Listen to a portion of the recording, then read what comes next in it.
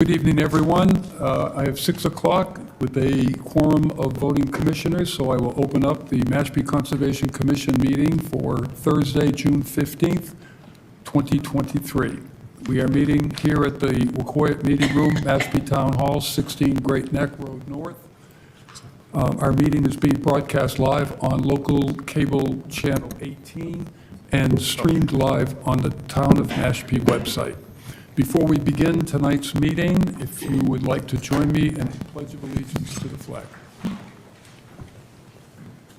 I pledge allegiance to the flag of the United States of America and to the republic for which it stands, one nation, under God, indivisible, with liberty and justice for all.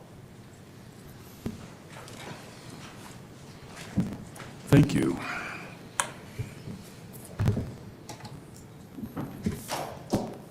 Before we begin, I would ask if there is anyone here that would like to make public comment for any topics that are not listed on our agenda tonight. Seeing or hearing none, then I will move to our first pre- and post-hearing agenda. I believe we're going to move down under updates. And we have Neil Price here tonight to update all of us on the Upper Quashnet Restoration Project. Neil, good evening. Thank you for coming. Thank you, Paul. Good evening, everyone. Glad to be here again. Glad to see all of you again. So yeah, we'll talk through where we're at now, which is the 25% preliminary design phase of the project. And I'm gonna kind of very quickly go through a little bit of history, but I think almost everyone, perhaps everyone here has been around for the last alternatives meetings. I won't spend much time, but I'll do a little bit of that. So, Drew, if you would, please. You could quiz us. I could, yeah. Is this this is on, yes. So we'll go right on to the next slide. So just as a reminder, the project site is the upper part of the Quashnet River, just downstream from Johns Pond, but excluding that first chunk of wetlands and former cranberry bog immediately below Johns Pond. And the thinking of that is that has been out of production for a very long time and is actually, a fairly healthy wetland system already, and it's probably not worth mucking about in there. So, and as a reminder, because I always get confused about this, the bog cell naming convention is 1 through 6, starting at the north and going in a counterclockwise rotation around the site. Why it goes that way, I do not know. Low pressure system.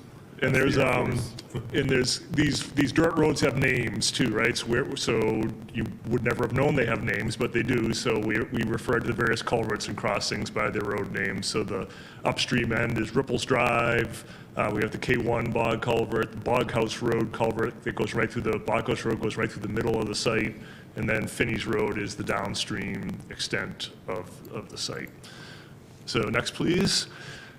And just as a reminder, this has been these bogs have been present for a very long time. They don't show up on the 1893 or 1915 maps on the two on the left, but you can see the river and the wetlands do show up clearly. But by 1941, they are there, and my understanding is that they were there by quite a bit before 1941. So something like 100 plus years of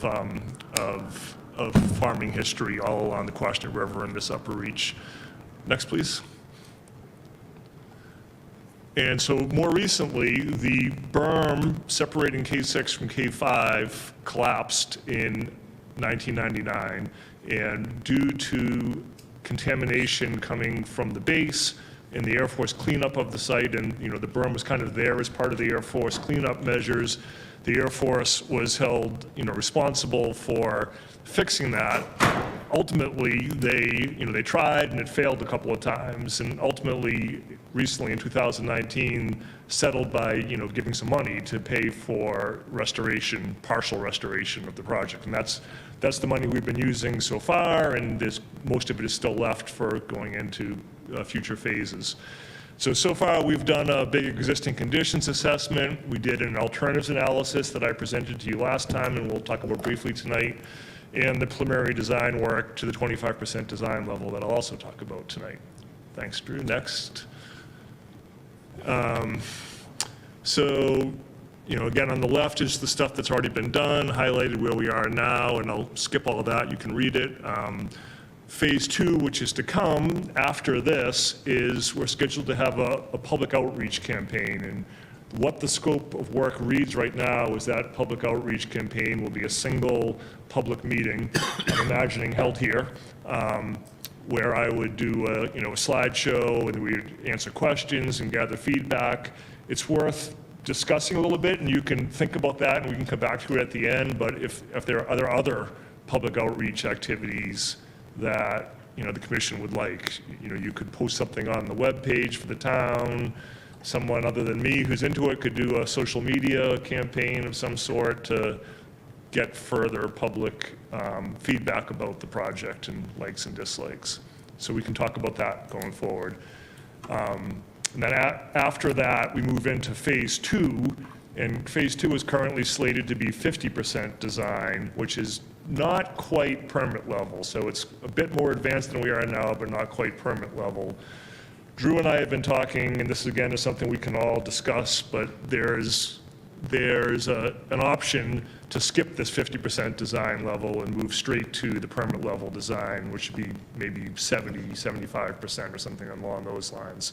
So we can talk about if that makes sense to save a little money and time, and if everyone feels comfortable with the project as it's being done so far, that we could kind of skip a little step on the process here.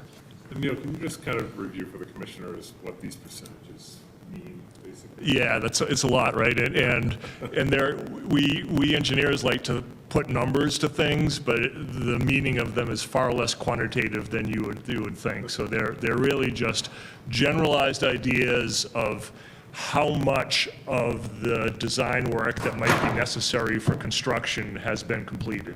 So at the 50% design, you've completed about half the design work that will ultimately be needed to show up on a bid package that you could then go out to a contractor and say, give us a bid and go build this thing. So all of these percentages are, cut back from the full 100% construction plans. And, something like in general, we like to think somewhere between 65 to 75% would be permitting. These concept plans that we're talking about now, 25 or 30. Really basic stuff like the alternatives that I showed you last time are 10%. So that's just sort of, and everyone also has a little bit of a different use of those numbers, but those are the ballparks that we're talking about. So next, please, Drew. Reminder quickly of the project goals, because it does play very much into the design. The primary goals are fish passage and aquatic connectivity for brook trout and herring primarily. So given that, we're focusing on water temperature and flow and eliminating barriers and trying to get a lot of the muck that is built up in the system to move its way through. So there's a bunch of secondary goals on the right there, so including just general wetlands, habitat restoration, invasive species reduction, water quality, recreation, all of which are important, but they're not being given the same emphasis in design as trying to make this something that brook trout and herring will be able to pass and be happy in. So the alternatives analysis, last time we met, we talked through 3: minimum, medium, and maximum. And you all picked maximum to advance forward, and in general that was to restore BVW to the entire platform of the bogs, and to replace all of the culverts that need to be replaced. So with the exception of the K1 tributary, we're going to take that one out, but all the other 3 current small crossings at Ripples Drive, Boghouse Road, and Finney's Road will all be replaced with full stream crossing standards compliant structures, and we'll talk about what that means in a little bit too. So that's where we took off. and to the 25% design, and as I'll discuss in a minute, we did sort of modify that. You might recall, though, maybe it's the next slide. Go to the next slide, please. Yeah.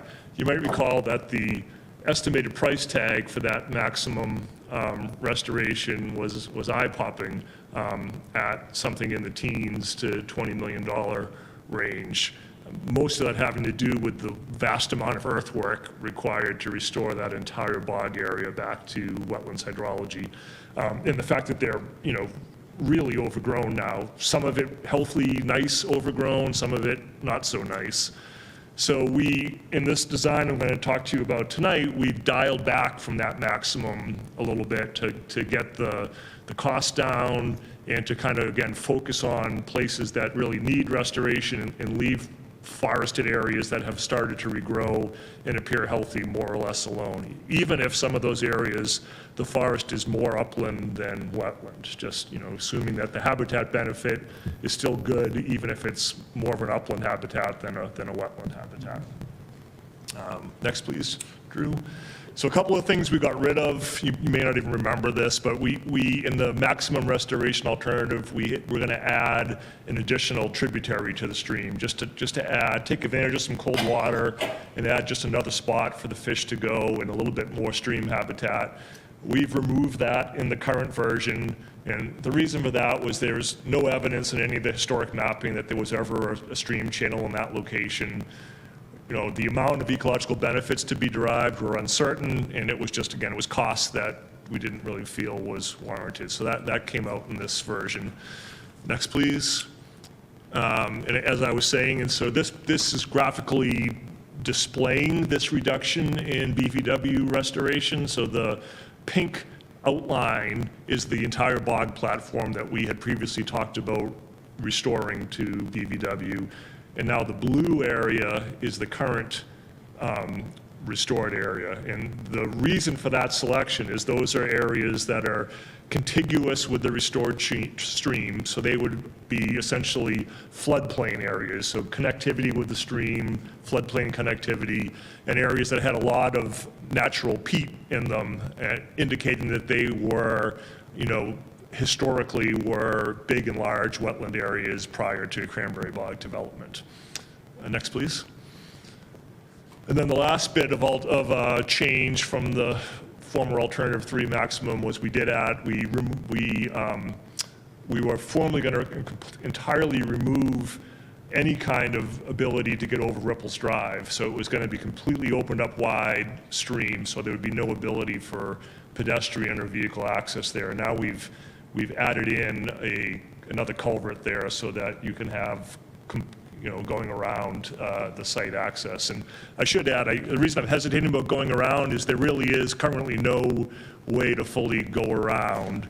So as part of the next phase, we should also talk about, an idea Drew and I have had, is to kind of add a little bit more trail in the northern extent. So right now, if you tried to walk around these bogs in that area, you would have to, at Boghouse Road, go all the way out to the road shown on the far east, that way, and so you go away from the bogs. So we would add a little bit of trail over there on that northern end to allow connectivity around the entire area. So that's something that Drew and I both feel is worthwhile, but again, is open for discussion. It's one of the many things, public input and all of that. There's a lot of little go this way or that way nuances to talk about. Next, please. So some of the key design elements here, again, keeping the fish passage thing in mind, is a restoration of what I'm calling natural channel geometry and sinuosity. So these ditches, these bog ditches, are not natural stream channel. They're probably 10 times as wide as a stream in the setting should naturally be, and they're straightened and they're flat, so the flow as a result moves slow and you get all the sediment building up. So the idea is to restore a more naturalized stream channel geometry and bankful dimensions that trout and herring will pass better and will have better temperatures and habitat. We're also trying to take advantage of this temperature. So again, trout, as you know, like cold water. So we're trying to locate these restored stream channels in places where we have identified through thermal imaging a lot of cold groundwater emerging, and we're also looking to, you can see in this figure here, it's a little bit hard to see, but the darker colors are the proposed stream channel that's kind of hard west. And you can see a little, the lighter gray, you can see a little bit of the existing stuff that's further east. Drew, I don't know, yeah, it's probably not that important to point out, but by going further west against that big hill ridge, we take advantage of some shade. I think the next picture might be showing that. Yes.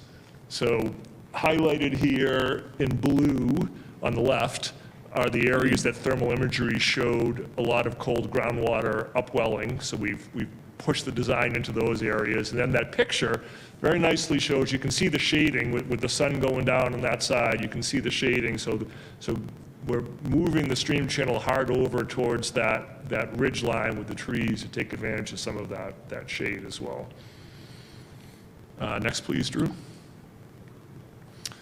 This is just terminology, right? So these design plans that you've seen are broken into 3 parts. One we're calling main stem, so that's the orange circled part downstream. Then we have what we're calling the Johns Pond tributary, which is the yellow circled part, and what we're calling the K1 tributary, which is the green circled part. And I have no particular wed to any of these names, so if people would like to suggest different naming, we'd be happy to change that up at the next go around, but just trying to keep things simple for talking about it. Next, please. So now we're going to talk a little bit about some of the design elements here for the main stem downstream reach. So on the left, upper, is a colored version of the plans we were just looking at. So the green is showing the stream channel alignment, its location, with a little bit of added sinuosity. You know, we would like to have had more, but as you can see at this downstream end before you cross Finney's Drive, the land that's owned by the town and that the cranberry bogs exist in is very narrow, so there's really no room to add any more meandering to the stream down there. So we've added meander where we could, and the blue is showing again that floodplain connectivity where material would be removed to get better wetlands hydrology. On the bottom left is a profile, so this is essentially looking, and it lines up exactly with the plan view above it. So the left of the profile is the downstream end at Finney's Lane. The right of the profile is the upstream end above, and that's just showing so if you scroll a little bit, let's see the whole thing, Drew. So pull it up just a little bit. Yeah, there you go. The dotted red is the existing ground surface, and then the yellow colored is the proposed ground surface. And that, again, that's along the alignment of that green stream channel. And because we're moving the stream channel on a lot of this, that requires removing a lot of material, because the area that's currently there on that west is higher. It's not the stream, it's higher. So we have to pull that area down to make stream. So that's showing the profile. So when a profile is, you know, looking along the path of the stream. The opposite of the profile, 90 degrees opposite, of cross sections. So those A and B black lines that you see are cross sections drawn through that profile, and those are shown on the right. So upper right is the A cross section, and lower right is the B cross section. So, and now you're standing in the stream, in these views, looking upstream. So that's the viewpoints we're seeing here. And again, the red dotted line is existing topography, the yellow colored line is proposed. And again, you can see, so with the yellow proposed, you can see the new stream channels that are being developed that are narrower than the former red one shown, and the cut and fill that's required to do this. So these are what we're calling typical sections. So again, at this 25% design level, which is pretty low, we haven't laid out exactly how the stream will look everywhere. So A prime is a typical riffle section. So we talk about riffles and pools in streams, and riffles are shallower faster moving sections and pools are slower, deeper moving. And, fish like to have both riffles and pools so they can rest in the pools and swim faster in the riffles. It provides habitat complexity. So the AA prime is the riffle, and the BB prime is the pool. So these are what we're calling typical sections that will be replicated throughout this area in different riffle and pool sections. So before you move on, Yeah, I was going to stop there because that was an awful lot, I know. yeah. Yeah, but my question is very simple. 2 graphs on the right. And I see it in the red dotted line, and I follow everything. Do you think that color is yellow? Tan, yes. There is no yellow. I wondered if you were colorblind, not that you should tell me, it's a public meeting. I am not physically colorblind, but my wife would argue that I am stylishly colorblind. So the next time that you're wearing khakis, you're gonna think you're wearing yellow. Yes. Okay, good, then I'm with you. I have a question, Neil, and I know just given that this is 25%, but do you anticipate the introduction of woody debris, kind of like similar Yes. to, like in the stream channel, to help create those Yep. areas of riffle and pools? Exactly, and some rocks too, Rocks, yeah. yeah, Yep. okay. Any other questions on this? When did they get, either one of you would know that, the woody debris, when does that get, if at all? So This time around or next time around? we would probably add, generalized, presentations of that next time around at the permit level, but the actual specific locations would probably get better refined in the final, only at the final That's construction. the final. Yeah. But I will say that in general, like, when we start thinking about woody debris, it's a great idea, like probably a year ahead of construction or more, to start thinking about getting some and stockpiling it Stockpiling, on site. Yeah, Yeah. yeah, so that's your, like, approximately about a year before construction would be a good time to start, Yeah. yeah, okay. Are there places on site that the material that's removed to lower the bog platform down, will that sand or whatever, will that be stored on site, or do you think it'll need to be removed? I think it'll all stay on site. We haven't, again, at this design level, we haven't done enough cut and fill calcs to Yeah. answer that conclusively, but there's several big borrow pits here Pits, that yeah. should be able to take everything, yeah. Great. Yeah, And there's, there aren't a lot of big wood on the site, but there's a lot of, 20-year-old trees that, some of which might get taken down and could get used for this Yeah. locally, but yeah, yeah.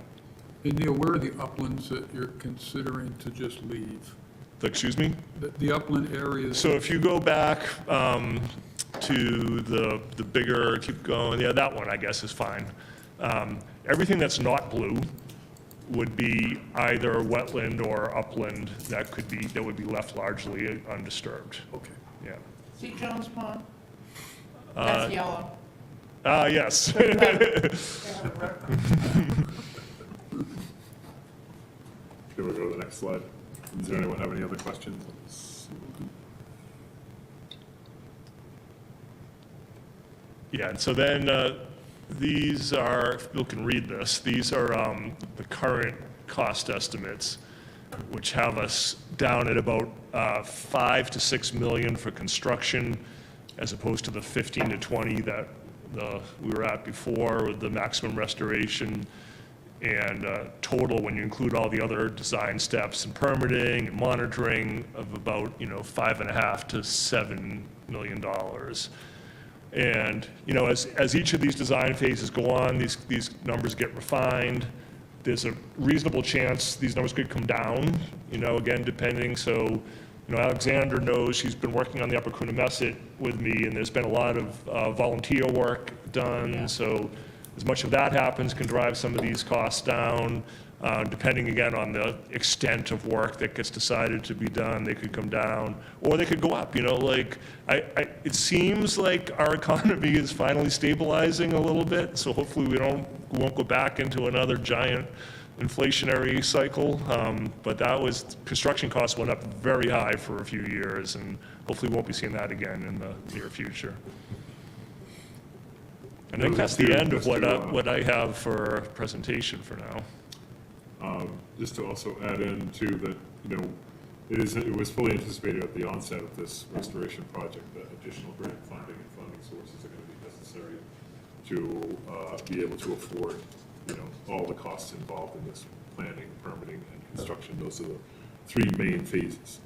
And for those of you who attended the walkthrough of the Childs River, you'll recall when I had stated that the Falmouth Rod and Gun Club, who spearheaded that project, had at least a dozen other partners, from federal to state to private organizations, all contributing various amounts of grant money to fully pay for that. So that's really what the similar approach is going to be here. But right now, I think it's safe to say that we have probably more than enough to cover the planning and permitting stages, and then have some go towards construction, but we're going to need grant funding to complete construction. And is that underway, Drew? It's starting to be, yes. We need to get to a final kind of permit level plan, and that way, when you go to apply for grant funding, the source has a perfect idea of exactly what your vision They is. know what's going Yeah, on. and you don't want to apply for grant funding until you get to those permit level designs, and then go through the permitting process as well. So that you've got kind of all your pieces in place and Yeah. ready to go for shovel-ready, grants that are shovel-ready projects would qualify for. So, and we are engaging with the Association for the Preservation of Cape Cod, which is a local environmental advocacy group. There's a lot of grant money coming out right now. NOAA is coming out with some grant funding, and there's always annual grant funding from the Division of Ecological Restoration for the state of Massachusetts. NRCS, Natural Resources Conservation Service, which is a county and federal grant source. So there's certainly no shortage of grant funding around, and particularly for projects like this where you're trying to restore old logs to wetlands. That seems to be the number one trending project, I would say. Right. environmentally speaking, in southeastern Massachusetts. So very encouraging forecast for grant funding. So. And I could be wrong, but I think the work that's been done to reduce the cost of the original estimate without, I'm guessing, because I hear your confidence here, without compromising the project. And Yeah, it's kind of- It's also a plus for those who are looking for grant, to get grant. Yeah, Yeah. so we always want to keep a primary focus on the project goals, which number one is fish passage. Yeah. And improvement of habitat, cold water fishery habitat for Are brook they trout. being consulted along the way? I want to make sure the trout and the herring get this. They're going to be inherently pleased with the outcome. But those, it's always keeping those project goals in mind. So even Yeah. if that means, not to say that there aren't other opportunities to do more wetland restoration out here, but as Neil had mentioned earlier on, and we will certainly take a trip out there, because I know it's been a while since the commissioners have been out to the site. But you'll see just the amount of regrowth and succession growth on the bog surface. And that's really what's making larger expansion at this point in time more cost prohibitive, because you're talking about removing trees that have gone through roughly 20 years of growth. And so that certainly ramps up the cost of excavation and material, moving of material, those sorts of things. Not to say that that still couldn't happen in later phases, but it's really focusing on the primary goals of this project, which is in-stream work, stream reorientation, and, taking advantage of these cold water seeps to improve brook trout habitat. And those are the main focus goals. Right. Good work. Thank you. Thank you. So, I guess the next thing is we need to think about scheduling this public meeting. So I don't know if that's something you guys want to talk about internally, and, or if we want to talk about it now, or how you Yeah. want to go with that. Yeah, I think, we can certainly toss around ideas if anyone has any thoughts on it, or we can, have that as a kind of conversation moving forward. But if anybody has any thoughts on it, I'm thinking, we're coming close to summertime, and if we were to have it fairly quick, we might miss a group of people. They have other plans. Right. So what kind of a window of time? It doesn't bother, I don't think we are on any real time constraints on this, so. Yeah, it's all Would it be totally prudent to ours. go to September or the fall? I think so. I don't know. I don't want to delay either. I Right. think there should be an on-site with that though, too. I think it should be I agree. Yeah. a walk with, so people can go out and see it and see Yeah, the definitely. plans. It's so much easier to be educated that way. I learn so much more when I'm walking with you, folks who were involved in the child's Yeah, absolutely. smarty pants. Yeah. It's an interesting question about if summer is good or not, right? Clearly, everyone likes to go away on vacation at some time in the summer, so depending on when you pick, you lose someone.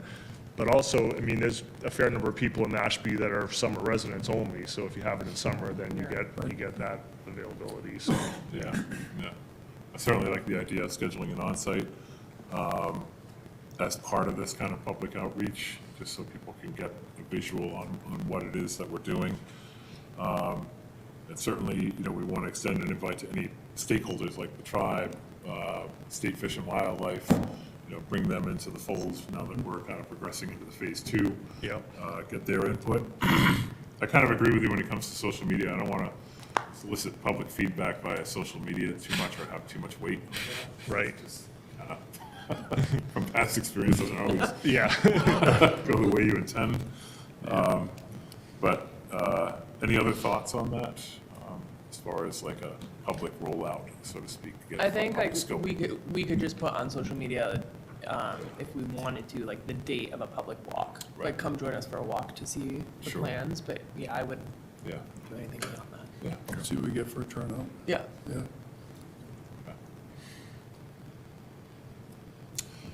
And also, as Neil had mentioned this earlier, regarding like the percentage of, percentage level of plans, we had talked about, you know, at the end of this contract phase is 50%. Is that correct? 50% level plans. Is that necessary, or are we comfortable with moving on to 75 level, getting closer to permit level plans, based on what you've heard so far? And with the understanding there's more details to come, obviously, but any thoughts on that as far as kind of skipping over that 50% and going to 75, based on what you've heard? I'm not opposed to skipping ahead to 75%. It just offers another chance for public input and for people to see True. what we're working on. And then between the 50 and the 75, for us to have, like, I don't know, I'm just thinking like for the upper Coonamessett, like we have monthly meetings. Right. To like keep it progressing. And I think we're just getting to 75% plans shortly. So it's like between 50 and 75, it would give us a chance to Right. have meetings to then be talking about what grant sources we're going through. Right, I feel like if we skip a little bit, we're almost putting the cart before the horse, but I think there's more due diligence we can do between the 50 and 75 if we Sure. don't skip ahead. Yeah, makes sense. Sounds logical.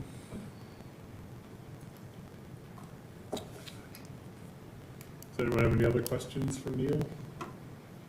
And I will schedule a field trip out to Quashnet, because I know some of you haven't been out there in a while. And it's certainly a good opportunity to see that, you know, what a situation, what a bog looks like, and you know, when it starts to get overgrown, you know, pre-restoration. You've seen post-restoration already, so now you get to see the elders and inspect it. Great. Well, thanks, everybody. Yeah, Thank thank you. you, Neil. Much appreciated. Appreciate your work.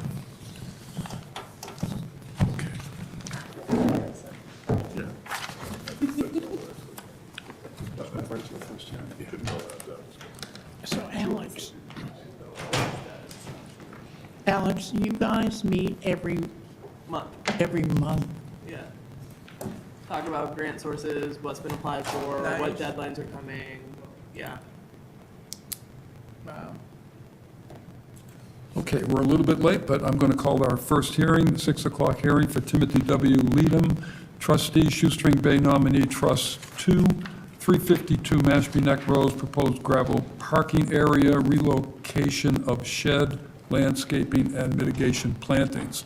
Representative is Cape and Islands Engineering, and there has been a request to continue this to June 29th at 6:15.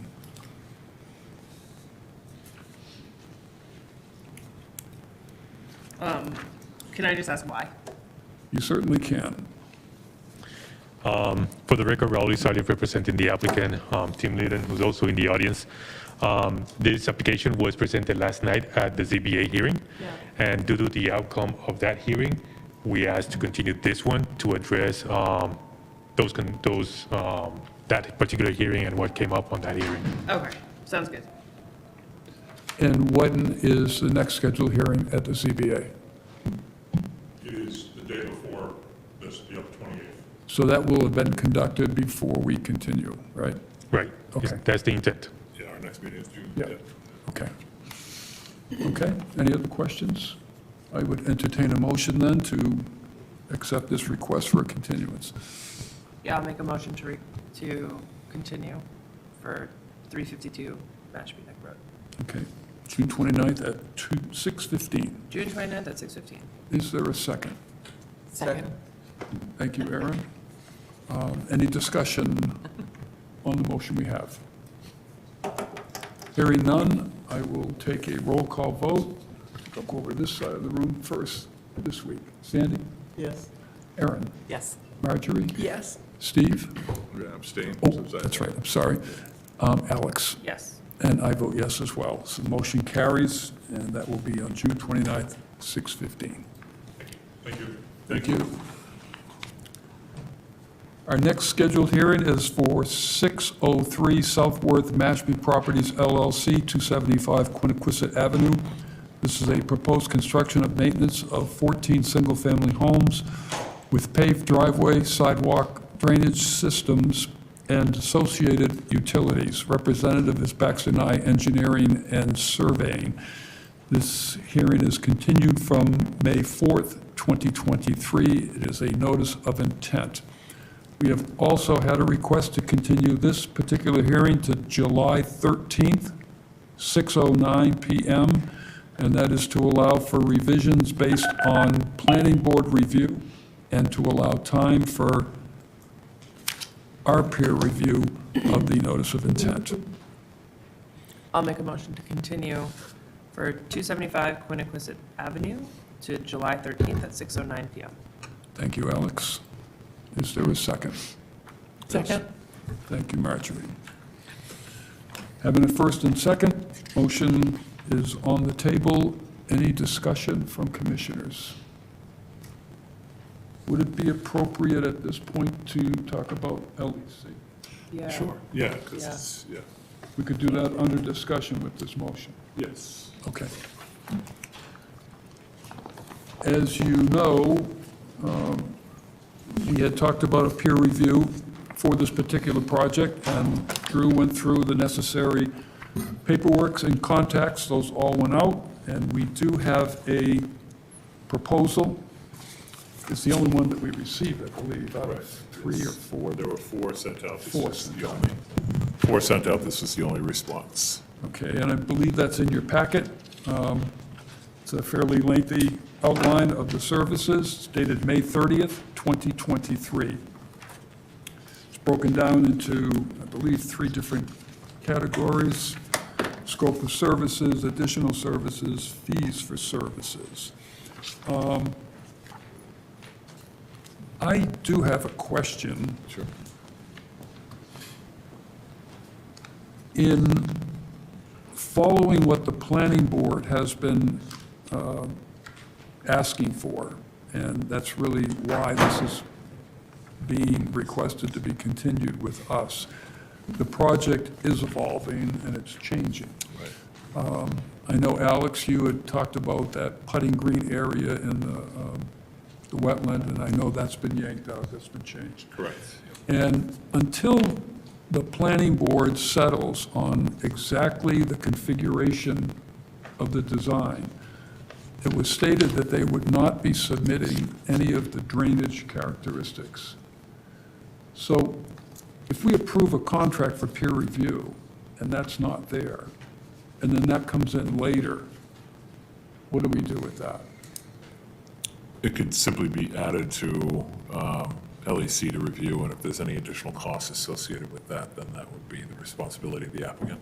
Okay, and would we have to do multiple queries for bids on that, or would I we just stay with the same? Don't think so. I can talk to the town manager. The town manager is the town's procurement officer. Yeah, So that's why this is all going through him as far as the contract, but I'll find out the answer to that. Pretty sure we could just stick to the same contract. And just to clarify too, while we're on that subject of procurement, this is why once, you have discussed this contract, you're not taking a vote to accept it, you're taking a vote to endorse it for the town's procurement officer to engage in a contract, because that's the way this has to go through the town manager. Okay. So it would be a vote of endorsement rather than a vote of acceptance. okay. And I believe that's on a separate agenda to take that vote. I just wanted to bring it into the discussion. Oh, sure. For now. Okay. So we'll look at that under that separate agenda. Yeah. Any other questions on that?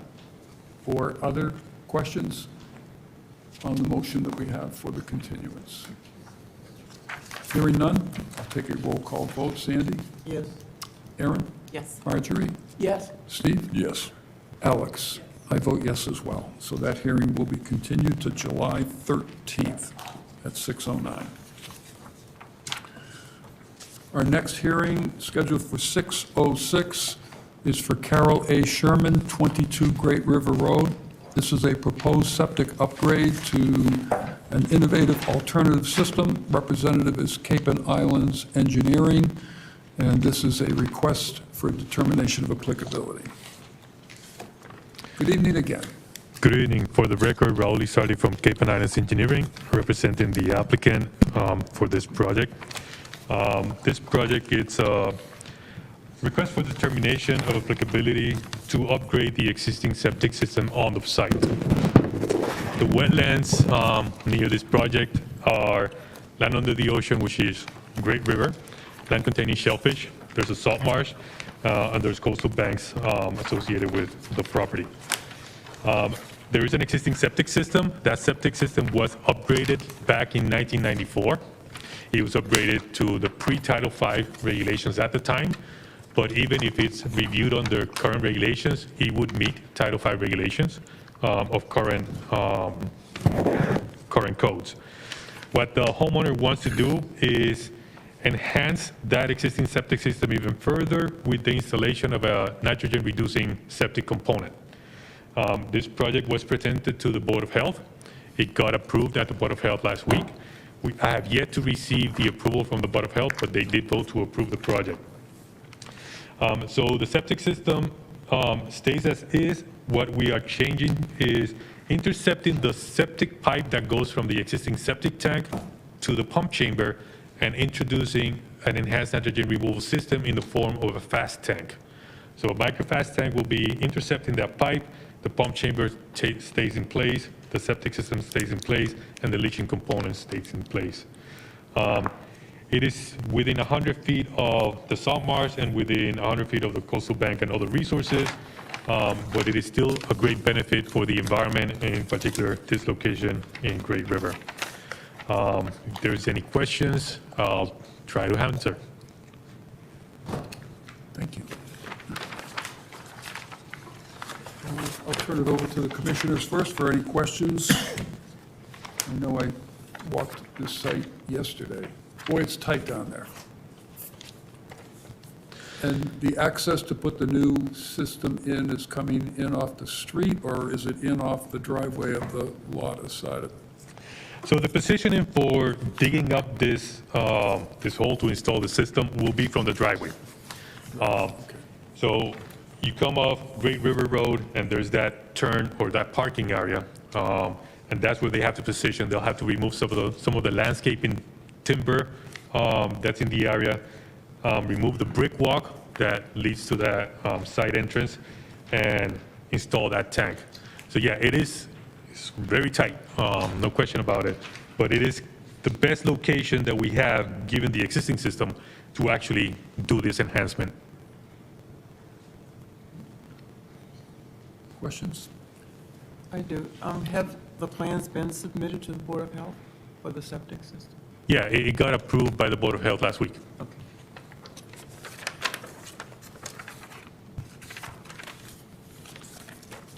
questions? No. The old tank, Raul, is just going to be filled? That's No, not- the old tank stays. That is the saline tank. That tank stays. This one is the second tank to provide the treatment. And then there's a third tank, which is the pump chamber. Okay, so it's still going to run through that existing tank that's there? Yeah, digging that septic tank will probably create more harm than good. Right, It's right next to the existing foundation and right next to a retaining wall. get that wall there, yeah. Getting access to that location, really, it will create more harm than good. And under Regulation 30, do we have a nitrogen quantity for this? It's a microfast system? It's a microfast, I believe it's the 25, the 0.5 model. We don't have a calculation for the nitrogen, but if we were to do that, we know we are reducing nitrogen by going from a standard Title V to a nitrogen reducing system. Is it a safe assumption that it's under 19?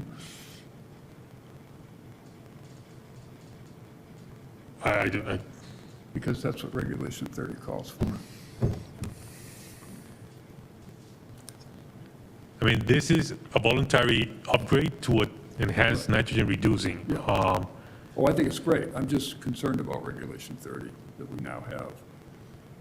I assume that it would meet the requirements of it. I mean, this project is not proposing any changes to the house. Right. No changes to the site.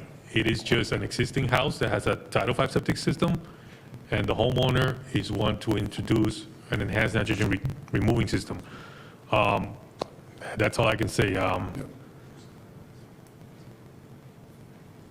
Yeah, I think in regard to that in the absence of any other development, I mean, it's- yeah, it's only an plus, it's a improvement. plus, sure. Yeah, yeah. I As just far wanna- as the the percentage of removal and what the ultimate, I don't know, I'd have to ask Board of Health that, yeah.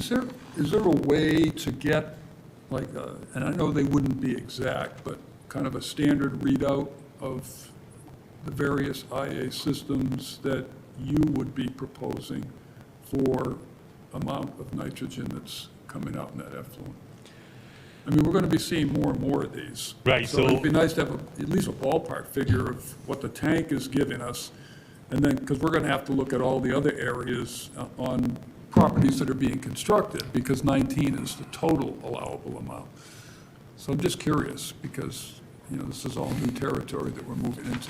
So Title V has general approvals for all the systems that they have approved. Yep. And their approvals state what levels they're approved for. I don't know about the 19, what kind of approval that is. 25, I know there's general approvals for the 25. The regulation, I believe, for this commission is a site evaluation of nitrogen.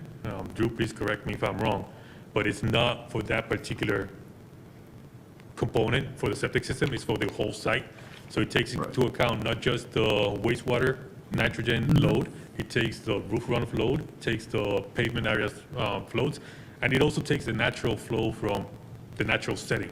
Woodland does create nitrogen and so forth. So the 19 parts per million, 25 parts per million for reduction rates for a particular septic system, both of them will benefit the site no matter what, but the overall site, I don't have an evaluation. I do know it will be a reduction no matter what. Yep. Just bringing it up for consideration, because we worked a long time on 30, and I don't want to ignore that. Any other questions? Any questions from the public?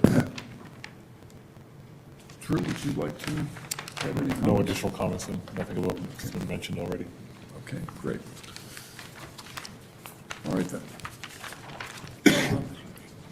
Would accept a motion, if there is one. Yeah, I'll make a motion for a negative determination for 22 Great River Road. Okay, Second. thank you, Steve. We have a motion for a negative determination made and seconded. Any discussion on that by commissioners? Hearing none, I'll call for a vote. Sandy? Yes. Aaron? Yes. Marjorie? Yes. Steve? Yes. Alex? I vote yes as well. Motion carries. Thank you. Thank you.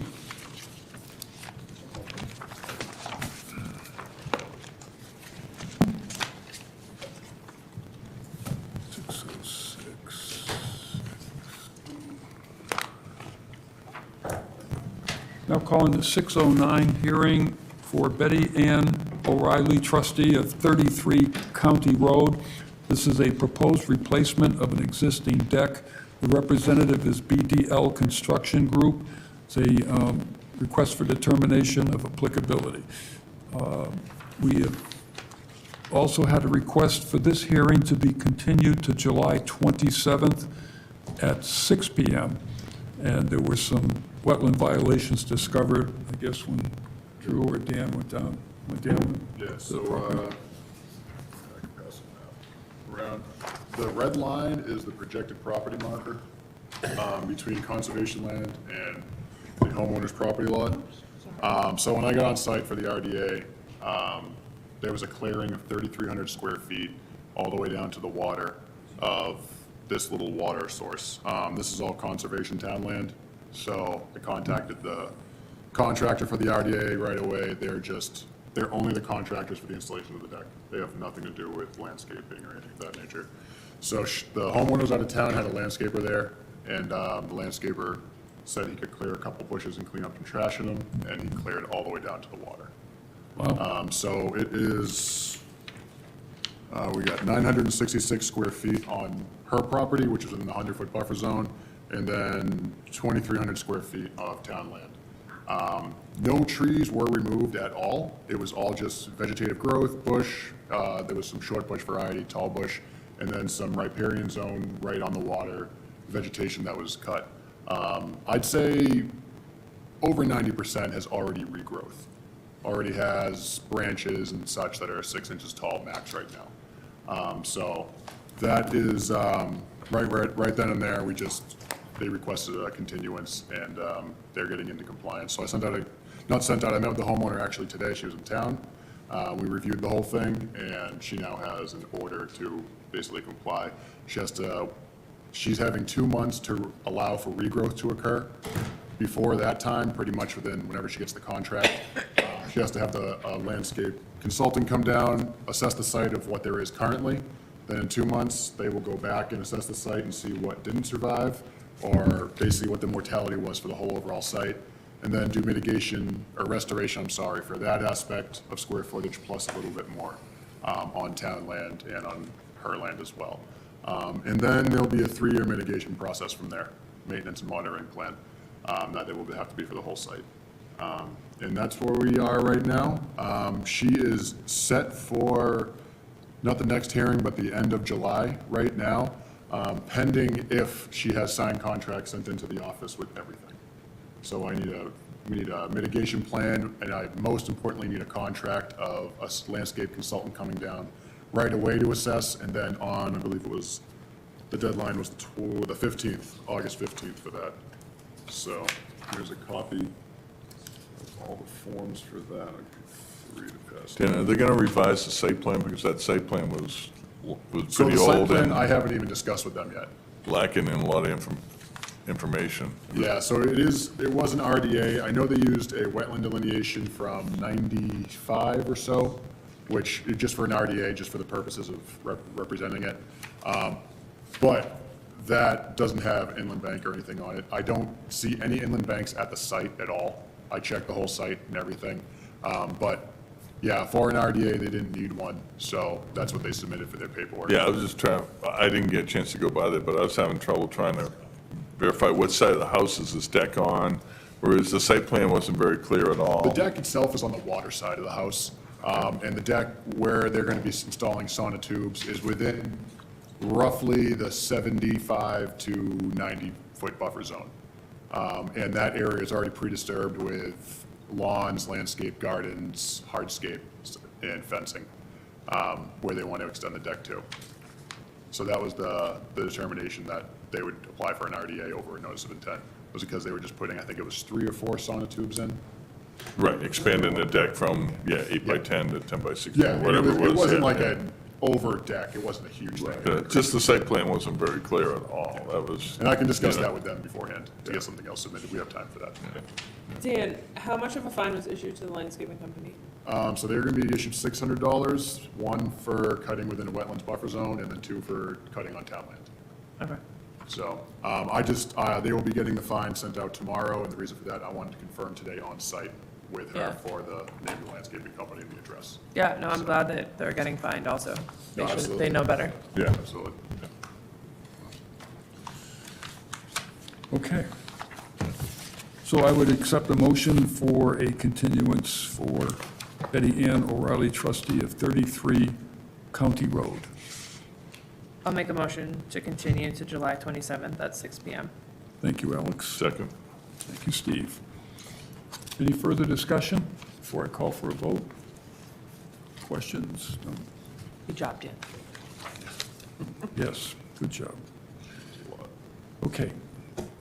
Sandy? Yes. Aaron? Yes. Marjorie? Yes. Steve? Yes. Alex? Yes. I vote yes as well. Motion carries unanimously. July 27th at 6. Okay.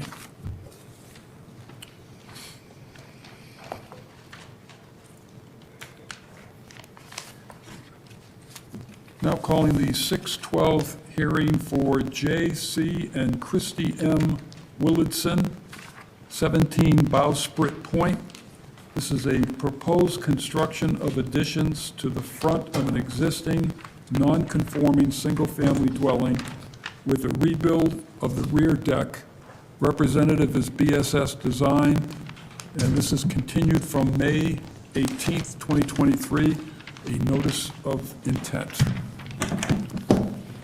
Good evening, everyone. Good evening, thank you. For the record, my name is Tom Bunker with BSS Design, and with me is Andrew Garrelay with Yarmouth Fort Design Group and Lauren Taylor from Crawford Land Management. We've all contributed to this plan. Before we get started, Drew, do you have access to email in there? I sent over these two plans with a little bit of color splashed on them. I didn't know if that would... I don't know how to get to my email from this laptop. Okay. Sorry. What a brave man you are to admit that. Probably a security thing, right? Yes, exactly. Yeah. It's not for a lack of knowledge about email in general, or how the internet works. It's the firewall. As you see up on the screen there, Bowsprit Point is in the, it's in New Seabury, north of Waterway, and it projects the body of water there is, at least on the east side, is Papaneset Creek.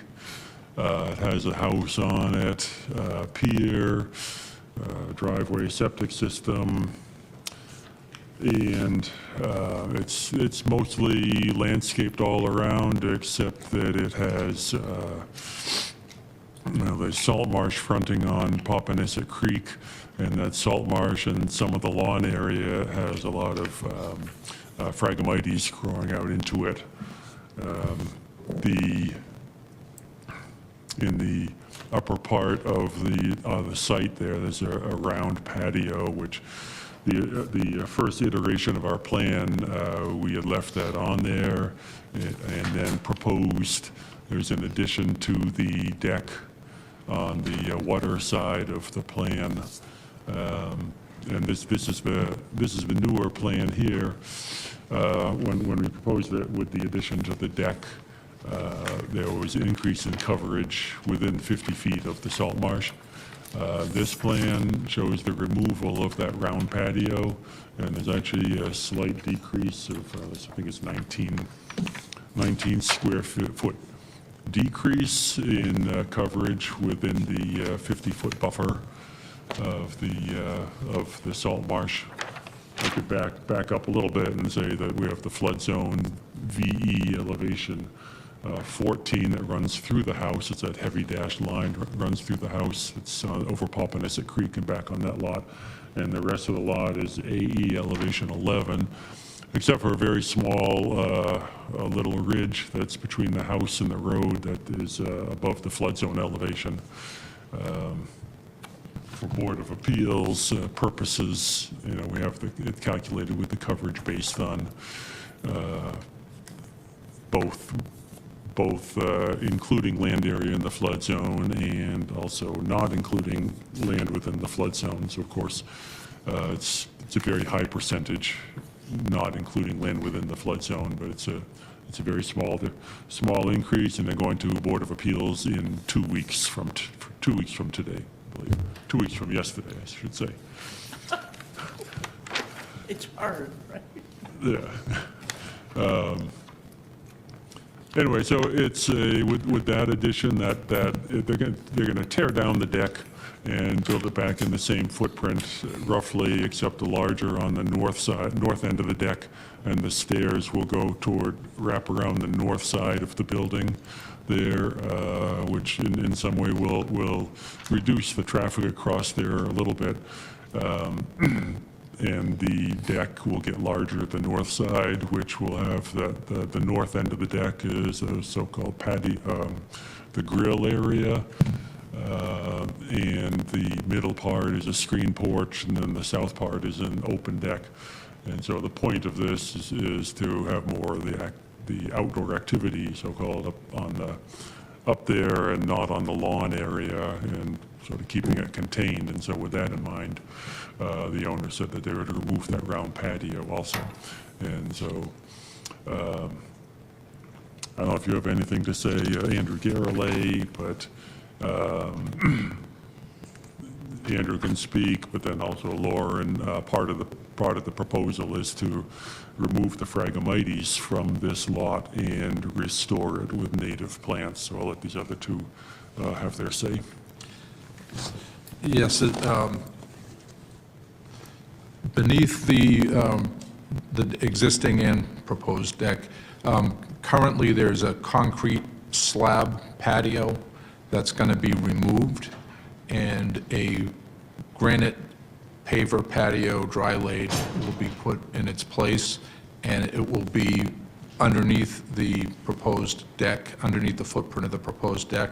It is bigger than the concrete slab, there was no drainage for the concrete slab, so we've added a trench drain along the water edge of the entire patio that's 6 inches wide and a foot deep, gravel filled. The reason why we don't have a dry well for it is because of the proximity to the groundwater. So instead we have the trench drain.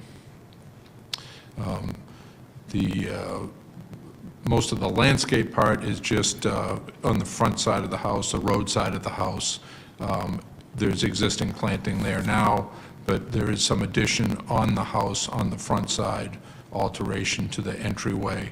So it's a new walkway and replacing an existing walkway, and then plants will be restored in the front of the house.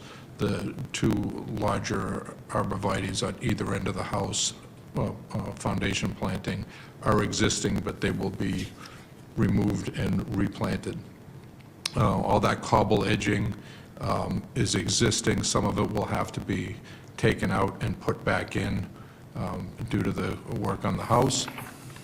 And there is a small retaining wall on the north end, the northeast corner of the house, in order to just redirect any runoff that comes down from the side yard from coming underneath and onto the patio area. And that's underneath the landing that goes to the stairs that come down the side of the house. And the biggest issue, I think, on the property is the Phragmites mitigation that we're proposing, or Crawford Land Management is proposing. So like Tom mentioned, the mitigation for the project is proposed in the form of Phragmites management. There's an area of Phragmites between the salt marsh and the edge of lawn. It's about 1,200 square feet that we're proposing to manage. We would do that using a direct stem application, so we would apply the herbicide directly to the stem using a glyphosate-based product that's approved for aquatic environments. We anticipate that the salt marsh would reestablish with grasses on its own once the Phragmites is effectively controlled. But along the coastal bank, we're proposing some grasses, forbs, and shrubs to help revegetate that area. So we're proposing sweet gale, seaside goldenrod, and switchgrass to help revegetate that area. We anticipate that maintenance would be ongoing for 3 seasons, so we would cut the dead stalks in the winter and then retreat any resprouting stems over the following seasons, either using a swipe method or a low-volume foliar spray to effectively eradicate the Phragmites in that area and allow the restoration plantings to establish. But I can answer any further questions on the mitigation component of the project. Can I ask a question on the herbicide you just talked about? You said glyphosate, right? Is there any other herbicide you would be able to use? Because isn't that, I hear glyphosate, I think Roundup, and I think that's, yeah. Yeah, it is essentially Roundup. That's the product that we typically use in these situations. I mean, that's what our company personally uses. I don't know about other products, but that's the one that we use at least. I could get you more information on that if you'd like it. I would just be interested to hear if there's other alternatives. Yeah, we could look into that. So Aaron, just from what I've experienced, like it is Roundup that you use for Phragmites. Right, so it has to be, okay. But with the like direct application to the stem, there's not much like It's leaching not like and you're moving. spraying on your lawn. Right, and then I think, would you be applying it, what time of year would you be applying it? We do the initial treatment in either late summer or early fall. Yeah, so because they're doing it then, it's Yeah. it's when the plant is pulling it down, the Okay. sugar's down to its roots. Right, so it goes into the root mass instead of, Yeah. being sprayed into the environment, essentially. That's good to know. Thank Yeah. you for that. Thank you. I've seen, just a quick question if you don't mind. There's other Phragmites eradication projects. Most, I think one of the more recent ones is on the Seabury portion of the golf course on a private property abutting the golf course, and a small kind of water hazard that had frag growing all around it. And I think the approach was to, I think this was, I forgot the name of the company, but they do a lot of aquatic treatment, aquatic invasives.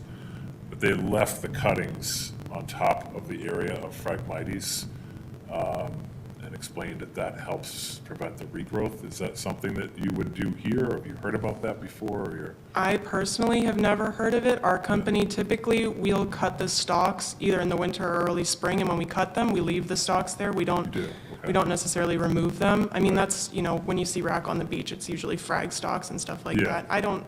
It certainly doesn't hurt to leave the dead stalks there. I don't know if they necessarily suppress the Phragmites. Right. I don't know Okay. too much about it. Yeah, I was just curious. That was their methodology, so I wasn't sure. Yeah, it's an interesting thought. Universal or just for what they had proposed. Any other questions from commissioners?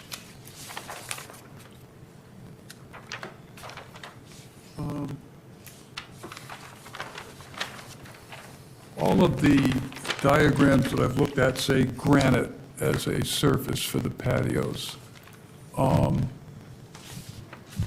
First time I've seen granite. Yeah, it would look similar to bluestone. It's rectangular flagging, but it's made of granite. So inch thick type of Yeah, stuff. yeah, probably inch and a half, probably. Yeah. And no permeability there at all, Well, between the joints. between the joints. Yeah. And tell me a little bit about that retaining wall, because you're in a velocity zone, and walls in velocity zones are not a very good mix. Yeah, it's very small. It's just to keep currently that corner, the lawn area is built up a little bit on that corner. So my concern is that when you, see, lower right picture, you can see My concern was that the water will come around and wash any bark mulch, anything that's on the side of the house, around onto the patio in the back. So I thought it would make sense to cut in the little short, it's only, I think it's only about 4 feet, yeah. It's, the face of it is about 4.5 feet going out from the house, and then it returns 4 feet. So it's quite small. Yeah, right on the upper left corner, yeah, right there. Can't Yeah. see it. So it's just a very small, short wall, just enough to keep the water moving that comes down the side of the property, to keep it from coming around to the back of the house and into the slider. Well, the concrete patio that's presently there is kind of angled, it's kind of a curve to it. Why not have the new patio follow the same footprint and just use a trench drain over there instead of building a wall? That could be done. I mean, it could, the patio could be, you know, cut back on that corner.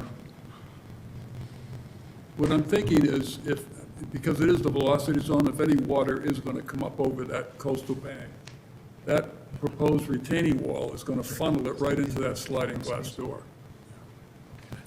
Wouldn't you think? I mean, it's like a pocket.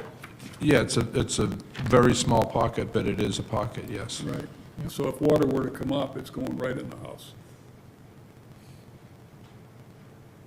It's, if the water comes up, it's gonna go in the house. Probably anyway, but Yeah. even more so. I don't, it's extremely small, but if you'd like it removed, we can remove it. I just know Regulation 25, they specifically mention vertical walls and velocity zones as not allowable.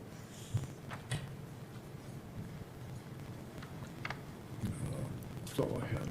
I can make that revision. Any other questions? I would be interested in,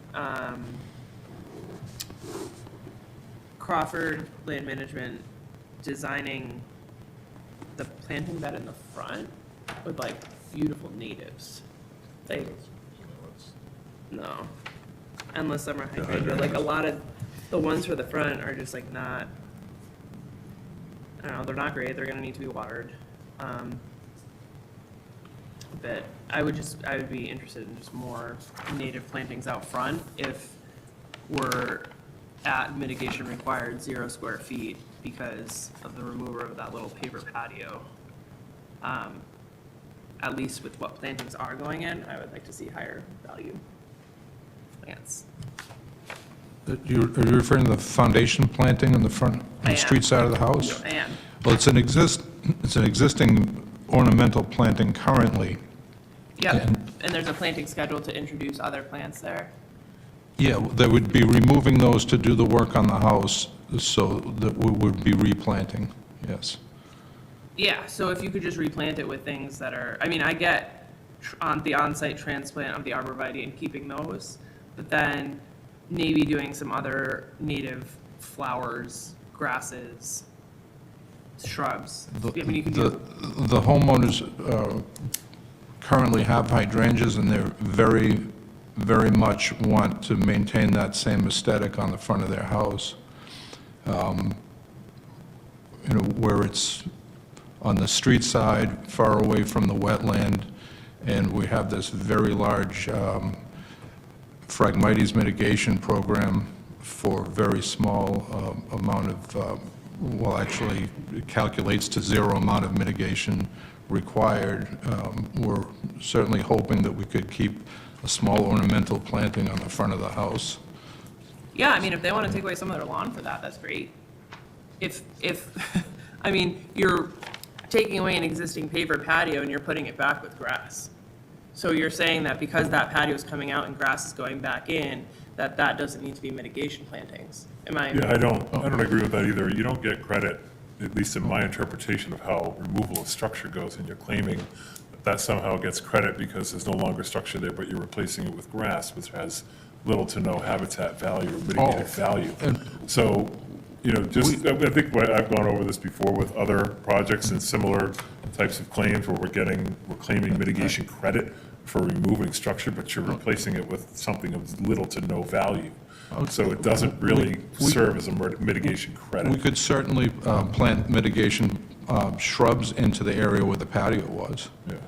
I just, they'll shoot me if I take away the No, I foundations in understand the front of the people have house. people have a preference for landscaping plants that are relatively innocuous when it comes to wetlands. But I do agree that that patio No, I is understand not, what is you're not a saying, net yeah. zero mitigation situation. And is that patio over the property line? Yeah, closer to the water, we can take away some grass of Yeah. that square footage and put in some It looks like, proper shrubs. looks like Chairman had asked about, that dashed line across, is that the property line? Yes, So it's over the property line, is that correct? Yes. Yeah, okay. So it's so a good reason to speak. in the area near, where you see, on the north edge, where you see contour 4, Yeah. contour 5, in that area, Yeah. we could take the square footage of that patio and do That'd be, some Yeah. proper woody shrubs Sure. for the environment there. okay. Okay. Thank you. All right. Anything else from commissioners? No? I'll open it up to the public, if there's any questions, comments. Hearing none. Any other comments, Drew, that you would like to add? Only just from Board of Health comments that the property is in a zone 2 restricted to 3 bedrooms with existing conventional system, minimum setbacks from proposed addition to septic components must be met, or a variance shall be requested, floor plans to be reviewed upon submission to the building department. The addition of any habitable space that meets bedroom definition would be considered an increase in flow and would require an IA system for Board of Health IA on-site septic system regulation. Title V inspection is required whenever a change of footprint is proposed. Has Board of Health been notified about this yet, or is that forthcoming? We submitted to Board of Health when we Okay, did this. okay. Nothing more. Okay, thank you.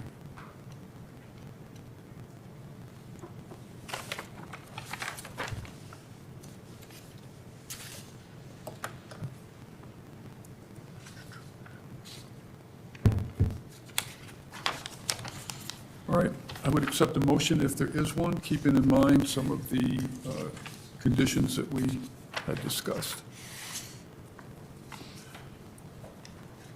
Mr. Chairman, make a motion for J.C. and Christy M. Willardson, 17 Bowsprit Point, for close an issue with condition of a submission of a signed 3-year Phragmites removal mitigation contract, removal of the retaining wall and added in the trench drain as recommended, and plantings in the elevation 4 and 5 area to cover where the existing patio paver square footage will be removed.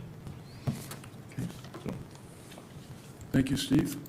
Is there a second? I'll second. Thank you, Alex. So we have a motion made and seconded. Could I just amend that motion Yes, to submit the plan to staff Yeah.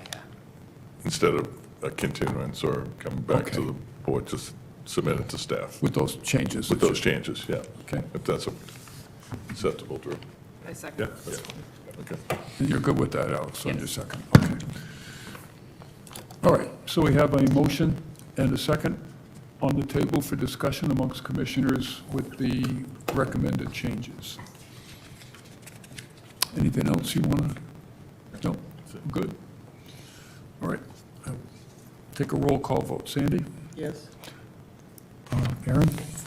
Marjorie? Yes. Steve? Yes. Alex? Yes. I vote yes as well. Motion carries. Thank you very much. Thank you.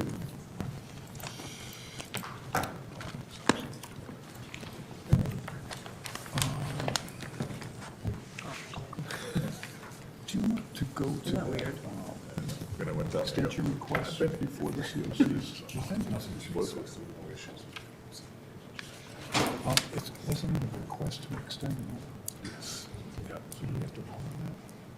No. All you have to do is sign. Okay. All right, we have,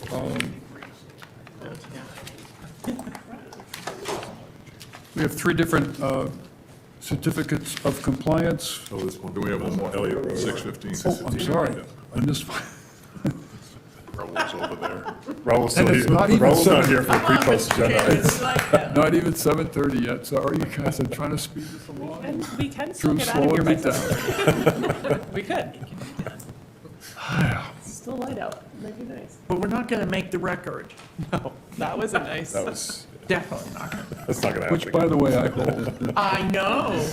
Just want to point that out. Now calling the 6:15 hearing for Schooners Way LLC, 3 Elliott Road, proposed septic upgrade and hardscaping modifications, Representative Cape and Islands Engineering. This hearing was originally scheduled for May 18th, 2023, and it is a request for determination of applicability. Good evening again. Good evening. For the record, Raul Lizardi from Cape and Islands Engineering, representing the applicant on this project. This project is a septic upgrade. This project went before the Board of Health.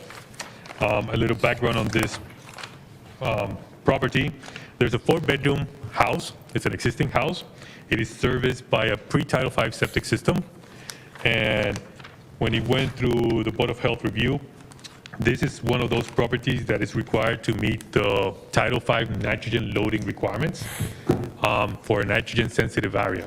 What a nitrogen-sensitive area is that you're limited to the number of bedrooms, but instead of limiting the bedrooms, it's related to nitrogen, like we've all been reviewing other projects.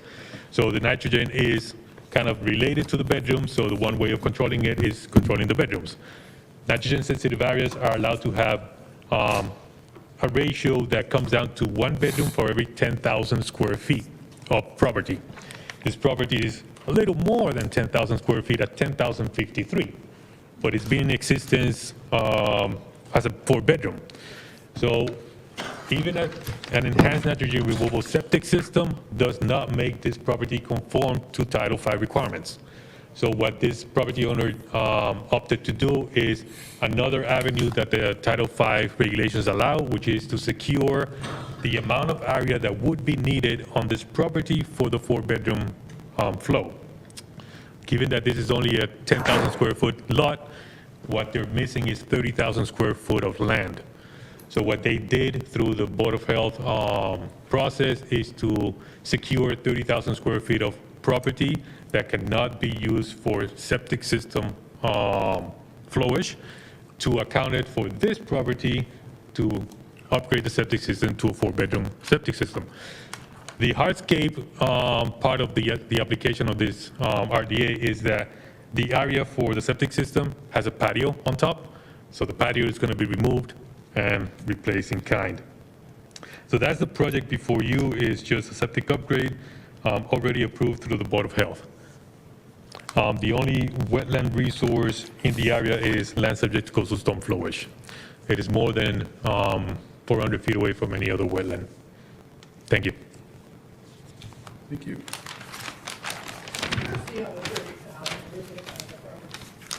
On the plan there's a table on the bottom, and it describes the nitrogen loading credit. The other land is on 0 leather leaf land. One of the requirements is from the Board of Health and the Title V requirements is that the land that you secure has to be in a Zone 2. This is a Zone 2. The land you secure has to be in a Zone 2 to get the credit. I might be mistaken, but I thought we closed this loophole. It's the oddest, it's the No, oddest I thought when provision. we redid the regs, we got rid of that loophole. When you say we, who do you mean we? The bylaw review subcommittee sitting around the table. I thought we got rid of the ability for people to use land elsewhere. That's my recollection. I mean, this is a Board of Health, not Concom. Stipulate regulation, it's not Chapter 172. this This option? is, this is Title V. It's Title V. It's not even the local Board of Health. This is a Title V state process. Right, which is why I thought that we had a bylaw tighter than that, but I guess I'm mistaken. Where's So, the, I'm sorry, go ahead. I was just going to ask where the other property is in relation to this one. How, is it in the same neighborhood? So that's what I No, was not- in the same neighborhood. No, this is New Seabury. Yeah. I don't think you can secure thought it had to 30,000 be square in feet the of same land neighborhood. in New Seabury. No, I know It's- that. I just, It's the Zone 2, I believe I think Up near the it's, Childs River. yeah, I think it's Yeah. just south No, I of know where it Jones. is. I'm Old just saying, Barnstable. am But I it's, wrong about that? what's that? That if you have like a land credit, I thought, because my experience with this house that we, that the property that you were going to buy for the credit had to be in the neighborhood. It couldn't just be across town. That's what I thought. No, the Title V requirement is, it has to be in Zone 2. Okay, In the- so it has to be the zone. Right, I don't think there was an intent that it has to be in the neighborhood, because they understand some of these neighborhoods have been developed for many years, and some of these neighborhoods don't have any land available. Right. It's just a bizarre provision, I want to just say for the record, that continues on, you buy a piece of property, I mean, you're telling the absolute state regs and how they were set up, but they sure as heck are odd. Right, well, because I represented a client who sold a piece of land in town, and one of the options was to sell it for a credit to someone else, but we were told you could not sell it to anybody who didn't live in your neighborhood. It had to be a credit for somebody who was right there. Just had to be in the same mapping Yeah, layer. all right. Right. Yeah. Same zone, yeah, zone 2. Right, and if I could just add something else. This property is roughly like some 500 feet north of the shores to the Vineyard Sound. If not because this area of Papaneset Island or New Seabury used to be serviced by a lot of private wells, this groundwater discharges directly to the sound. This would not be a Zone 2. So protecting an area that is further upland and further inland, that is also in a Zone 2, is more important than protecting an area that's close to the sound, because the sound is not hampered by nitrogen, like some of the estuaries, like Papaneset Bay, Wacoit Bay, and some of the inlets. It doesn't have the seaweed plumes that we've been seeing. They see it, but the way it's being calculated is that the ocean has that powerful way of For diluting right it. now, that some folks say that it can handle everything, but Yeah. Marlo, when you say that the aggregate land, the land that's being used to offset this, can't have any sort of septic component on it, is it subject to any other alterations? That, I don't know. The projects that I've dealt with, those parcels have been left untouched. That'd be interesting to find out, because if it's subject to any other alterations, such as vegetation removal or clearing for whatever reason, that may throw a wrench into the works, in my opinion, as far as the legitimacy of the ability of that parcel to be in a Zone 2 and recharge groundwater. So I would be very curious to find an answer to that question, because if it is subject to any additional alteration other than septic, the only restriction is septic, that may, compromise the ability of that aggregate to be effective. Right, so the Title V process, I just know it secures it for nitrogen restrictions, so it is restricted to nitrogen. I don't know if it goes into the details that no nitrogen can be added, because that's almost impossible. Yeah. Even vegetation, natural vegetation and No, natural yeah, habitats. understood that that's, the fact that it's in a Zone 2, that aspect of it, and if it is subject to additional alteration, the fact that it's in a Zone 2, its primary function is to recharge groundwater, to protect the aquifer. So that would be interesting to know if that's, 'cause that could be something that, could be a potential problem with its entire philosophy of nitrogen offset credits. In my opinion. But anyway, just I curious. do know that a couple of weeks ago, Drew called our office to find out if we did the calculations for nitrogen.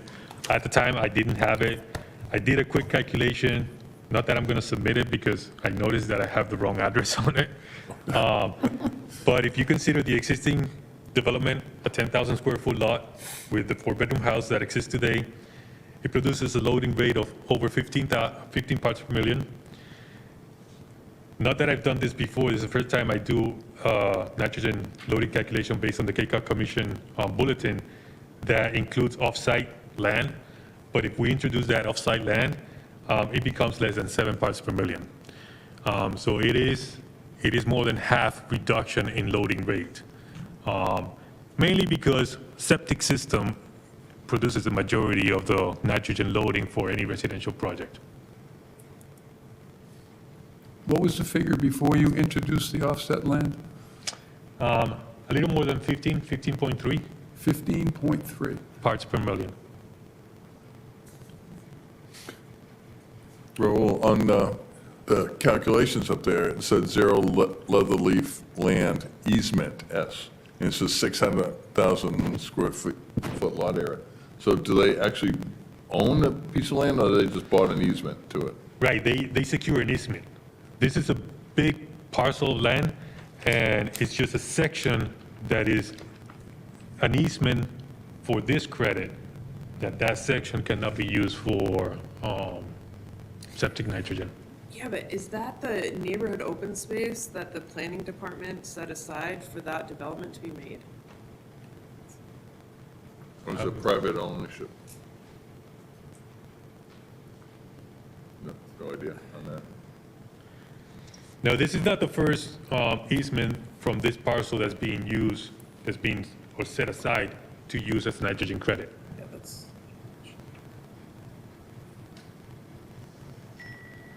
Yeah, because I've heard of this before in the past, but this is the first time that, myself being on this commission has seen, so that's why I had some of those questions, about say, okay, who owns that piece of land? That's just an easement, it's not a separate ownership to it. And like you said, your question said you asked about development on the property too. Yeah, I was just curious about any other potential alterations to the lot, because it's very specific about no septic, which is great, but what else is it subject to alteration? So if it's like an easement, like you said, I'm just wondering what other type of, alteration is it subject to? Yeah, what's And how the would that easement? alteration compromise the ability of the land to recharge groundwater because it's in a zone 2? It's, I think, like, looking at the maps for Leatherleaf Lane, the only, unless it's one of the built lots, which doesn't make sense that it would be that size, it's the neighborhood open space that the planning department approved when they set it aside when they approved the subdivision. That So how land would was that be- contingent for that subdivision Right. to be in place for those houses to go in. So how can that land then be double dipped for someone else to have an extra bedroom in New Seabury? Yeah, I don't understand that. Or Papaneset, excuse me. I hear that some of these commissioners say that this is the first time they're seeing a project like this. But this is not the first time one of these projects are in conservation jurisdictions that have been reviewed, not by these particular individuals in this commission, but that properties in this neighborhood have had nitrogen credit that also go through the process of septic upgrades that have had approvals from conservation. Do you know when those were, like the last time? There's been several. I don't know when was the last time, Yeah. but I know there's more in this neighborhood right here. So they've been approved. I know the property at Leatherleaf Lane land has been broken up before. Sorry, Alex, you made me laugh. But yeah, I know it's been done. It is a practice that it's not well known, but it is a tool that is available.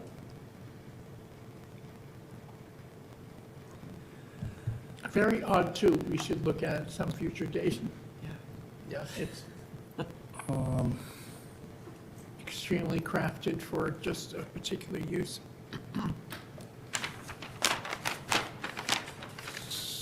So I have a comment. Under 172.2, land subject to coastal flow is a resource area. And we spent a lot of time on Regulation 30. You have Regulation 30 because I think you were the very first engineer to submit calculations under Regulation 30. There is nothing in Regulation 30 that addresses nitrogen offsets. Regulation 30 specifically calls for nitrogen loading in IA systems that are within a certain distance of a resource area. So how do you get around that? This project is not doing any changes to this house. This is a septic upgrade for a four-bedroom septic system that doesn't meet current Board of Health and Title V requirements. Right. And the way it will meet the nitrogen loading for that requirement is to acquire land off-site. But I And believe regulation- Regulation 30 even includes septic upgrade.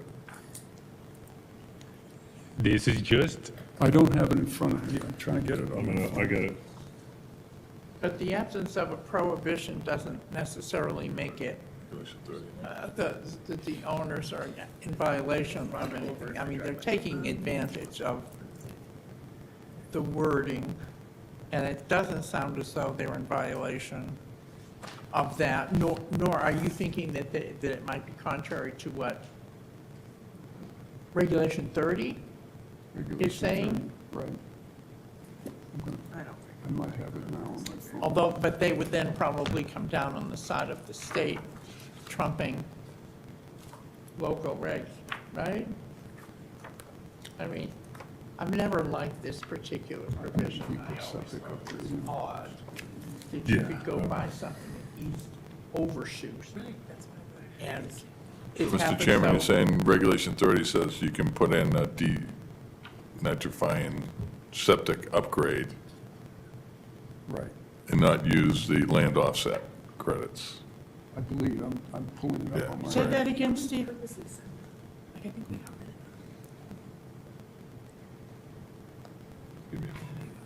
What are you saying, that Regulation 30 does not prohibit it or does not allow it? I don't think it allows. Doesn't allow it, yeah. It doesn't allow the That's use what, of that that's what I particular was thinking. Right. loop. It is. Well, I know that's pejorative, but it really is sort of a loophole, but if it's a legal loophole, then Right, but if then we're, the owners have a right to use it. if. We don't like it, but Right, but if we, through the bylaw, made our bylaw stricter to not allow that, intentionally. yeah. But then there's all the other questions that Drew brought up and I brought up, And too. It's like, it's okay, the neighborhood open space. So I don't know how that can then be, well, we don't know that. I'm pretty sure, and I would like to spend some time to look a little bit deeper and figure that out. Maybe a continuance would be a good Yeah. idea, just to get some more clarification on that. Yeah. I'm just getting into Regulation 30. I've got it. You got it. A jurisdiction, number 2, upgrading of septic systems in the interest of increasing flow/living space. 3, any septic system upgrades due to failure on properties outside of any pre-approved wastewater collection areas. For septic upgrades due to failures of properties with pre-approved wastewater collection area, commission may grant a waiver from requiring an IA system. So it specifically calls for septic system upgrades. Regulation 30. but did you not say those that are increasing living space or flow? Construction of new septic systems associated with new development. 2, upgrading of septic systems in the interest of increased flow, living space. So this is none of that. How many bedrooms did you say it It's had? existing 4 and it stays 4.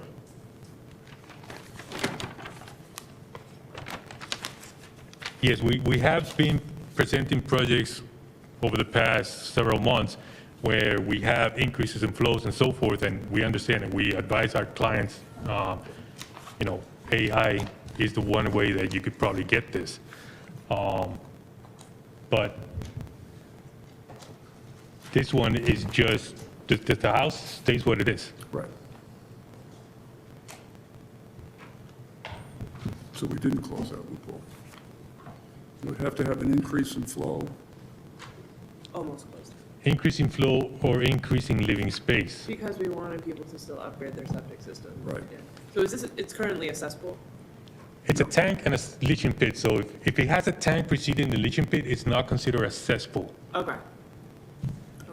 It's a failed system? No, it just It's just doesn't not Title V. meet Title V requirements. Title V. So is this a new owner? Is that way it's transferring ownership or It's a new owner. new owner? Okay, so that's the reason for the change. Maybe it was done through an inspection. Yeah. Okay, I would all imagine. right. Okay, that explains it. Well, Mr. Chairman, with some of these questions, I'd like to get an answer before we make a final decision. So I would, propose a continuance to answer some of these questions, at least, this commission can be better educated on this situation if it occurs again. Yeah. And then it'll help us make a better decision on this one also, too. Let me ask one last question. So the Board of Health is requiring this upgrade, Yes. and the rationale is that the system is failed? The system doesn't meet requirements, so they have to make it conform. And So it's failed. conformance is through, because not even an enhanced nitrogen system on this property would meet the performance or the requirement. It has to be done through the off-site nitrogen credit. And the off-site nitrogen credit, the Board of Health has approved that site. But what is, when you say it hasn't met the requirements, what exactly are the requirements that are being met? So that's what I was mentioning earlier. Title V has nitrogen-sensitive areas. And in those areas, the ratio comes down to 1 bedroom for every 10,000 square feet of Okay, I land. got you on that. So this only has 10,000 square feet. So the 30,000 square feet they don't have, they have to acquire elsewhere. They have 4 bedrooms, so they're missing 30,000 square feet. That's, of and so in requirements. order to do that, they then use Have to that. Offset that by actually getting 30,000 square feet of land that's not going to be subject to nitrogen loading. But in that regard then, Drew, stay with me on this. I think it goes to the chairman's issue, which is that under 30, it specifies if it's related to, right, increase in living space, didn't it? Didn't you Increase in read that to flow. us? Increase in Increase in flow. flow. Yeah. Yeah. Right. So at this point, really, the dilemma is we're not sure if they are in conflict with one another. But the The- fact the- that, the the fact reason- that the Board of Health is requiring the offset indicates to me that this system has failed. It can't be used this way. The property has changed hands. Yeah, The system's been identified as not adequate to meet the purposes of what the new owner wants to do. right, So, follow me on this. okay. Then, the Board of Health says, well, you can look at nitrogen credits. Yeah, Well, in doing that activity, to me, I interpret that as they're telling this new owner, this system isn't any good, you got to do this. And I look at Regulation 30, and our Regulation 30 says if the system failed, it's a failure. it does seem that way. They can't go on the way they are. It's failed. So That's what do you call it? success. It's a success? I Well- don't think so. Yeah, I don't think you can get around it by saying it doesn't comply with Title V. Because if it doesn't comply, then they fail you. You failed to meet Title V requirements. That's right. It's a fine line. It really is.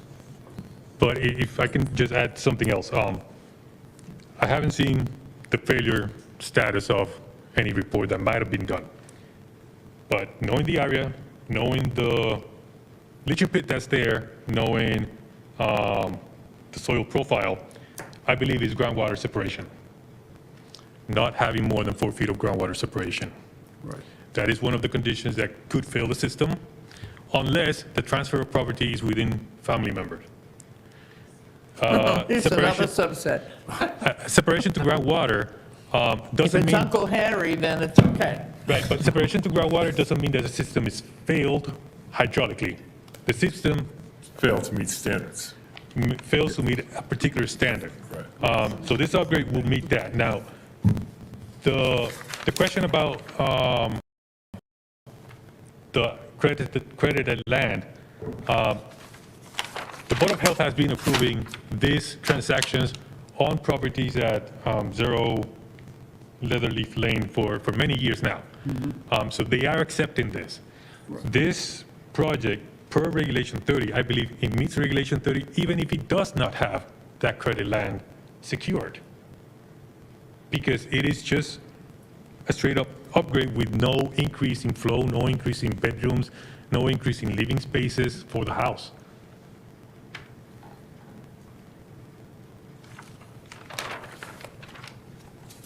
But the system has failed.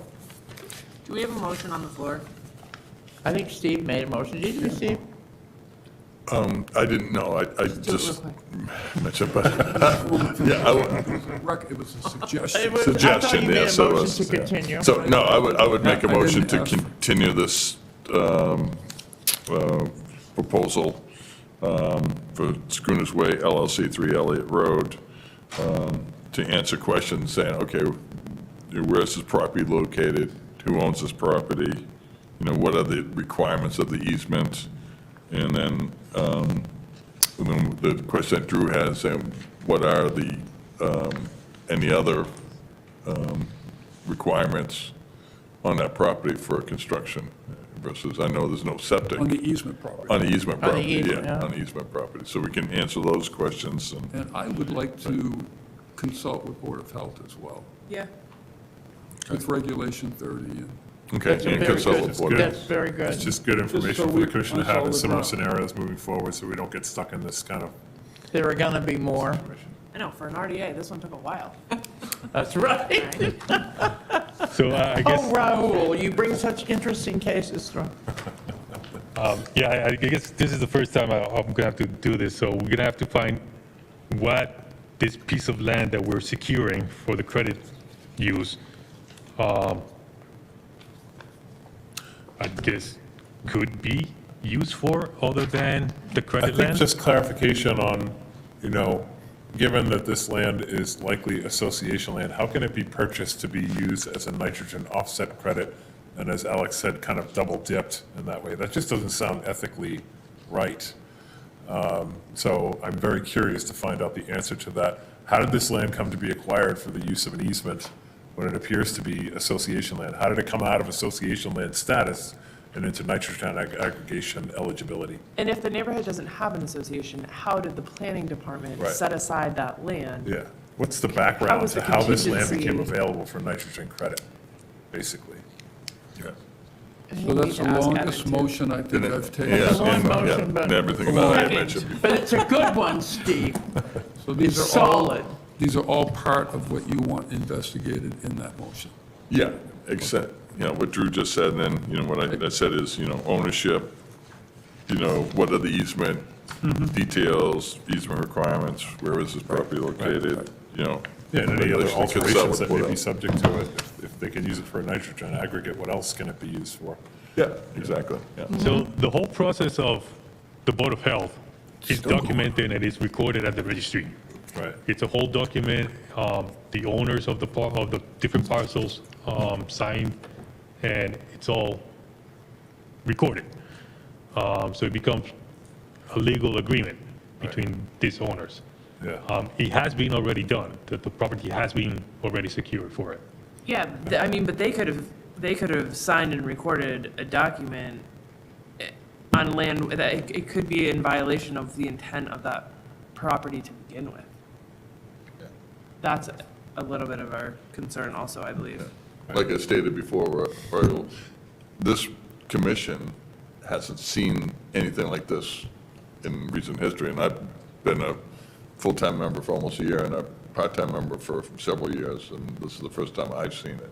So, and then Drew has questions, Paul, and everybody else here has questions, so I think it'd be, just to clarify and, you know, just go through everything first so we better understand it. Like Drew mentioned, this could pop up, you know, 2 months from now on another property.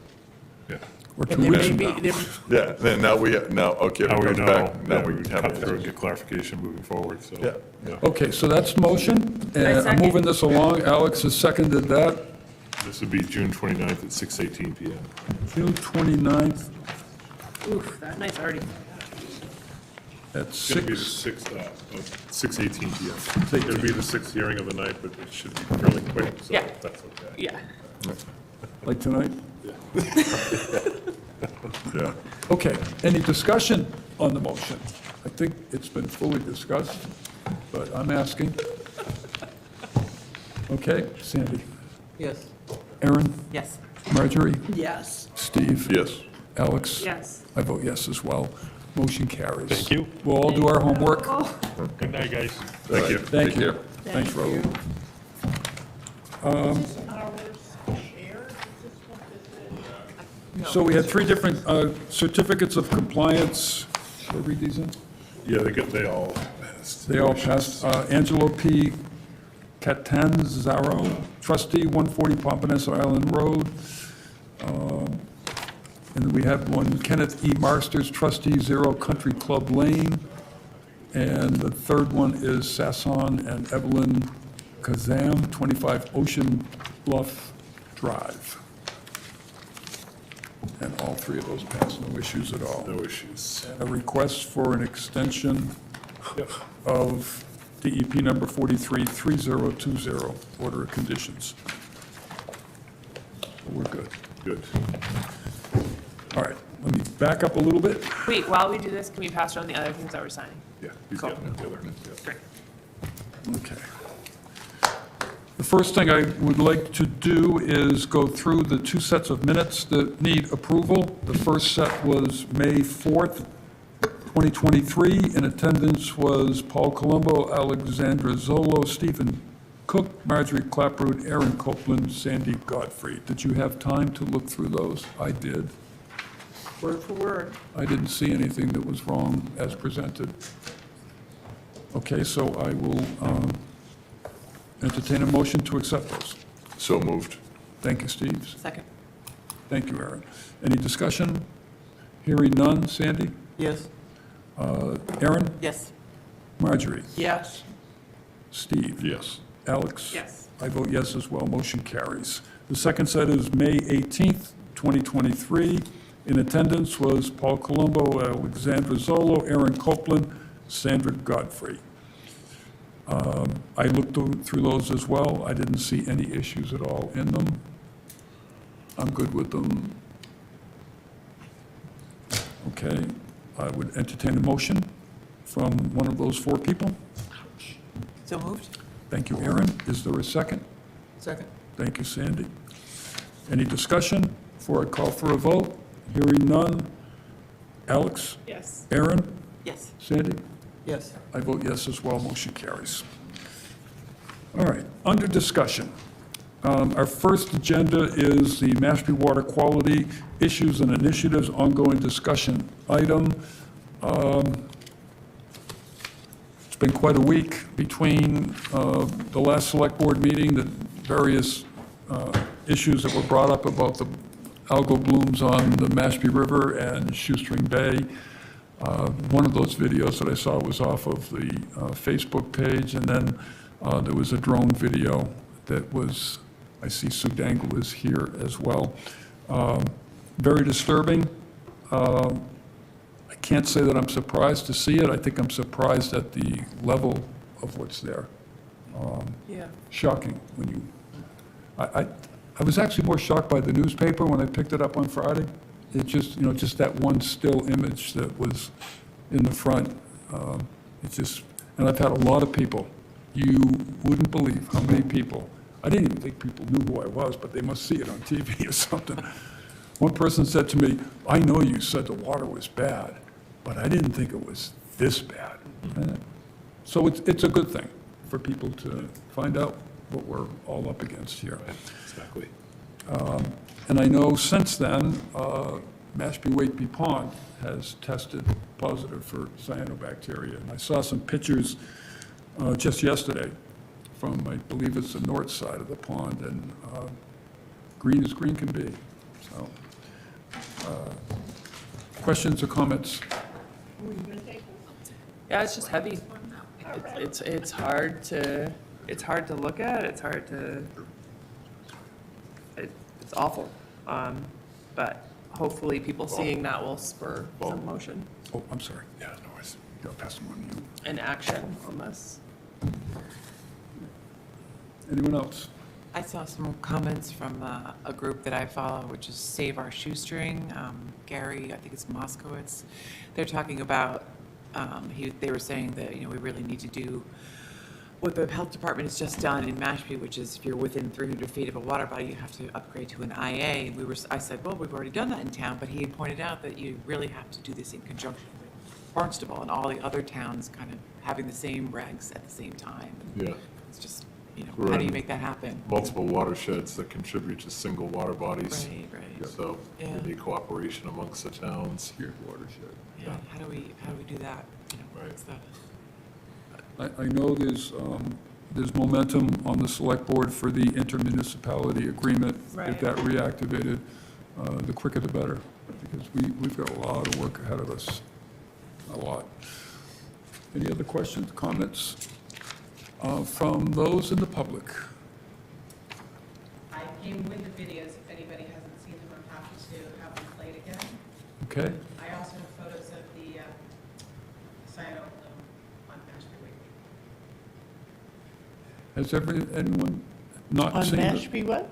Mashpee Wakeby. Oh, okay. Has anyone not seen those videos? I've seen it. But are they on our website too? No. No, Or Facebook? Yeah. yeah.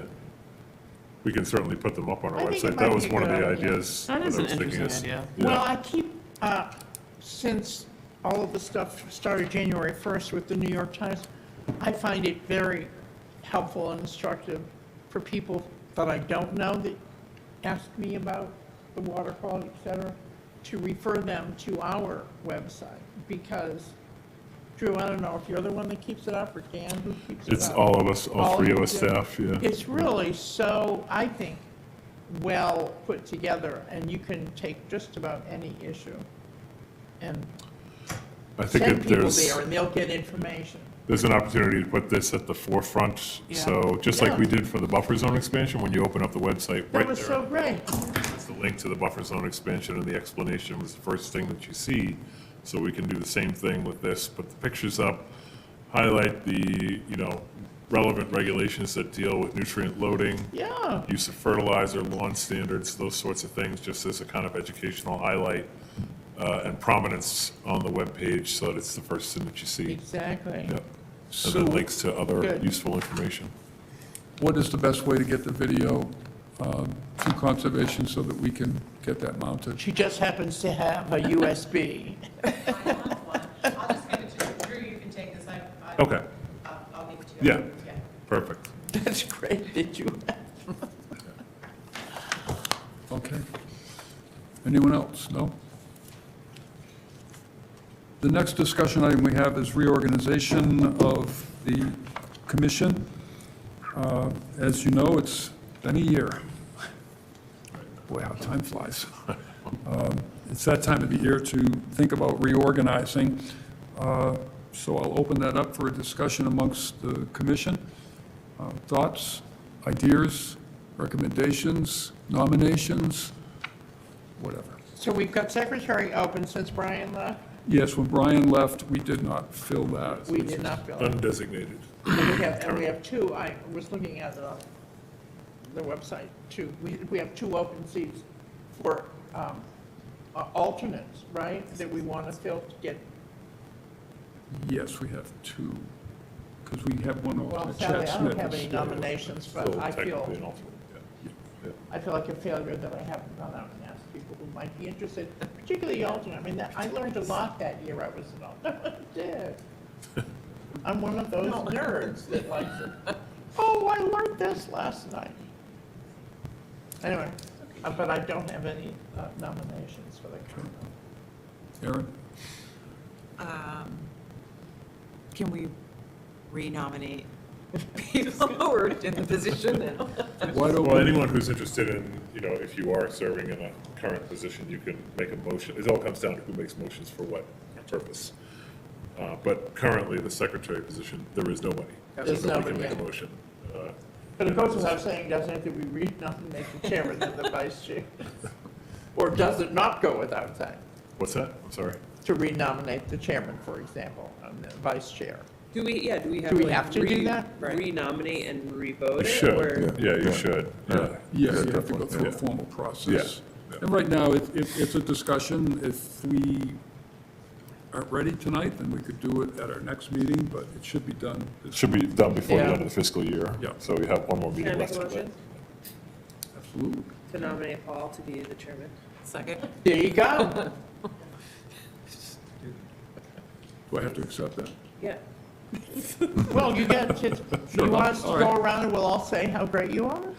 Somebody else? All right, I'll second that. Yeah, good. Sandy, contributions, questions, comments, nominations, anything? No, I was going to nominate you for chairman. Oh, too late, I guess. Well, then I get to nominate Alex for vice. Are there any other nominations for chair? Yeah. We have a nomination for chair. I have all the time in the world, so I don't mind volunteering. But there might be somebody else. Doesn't look like it's just you. I could nominate you. Can you just call for a vote? Right?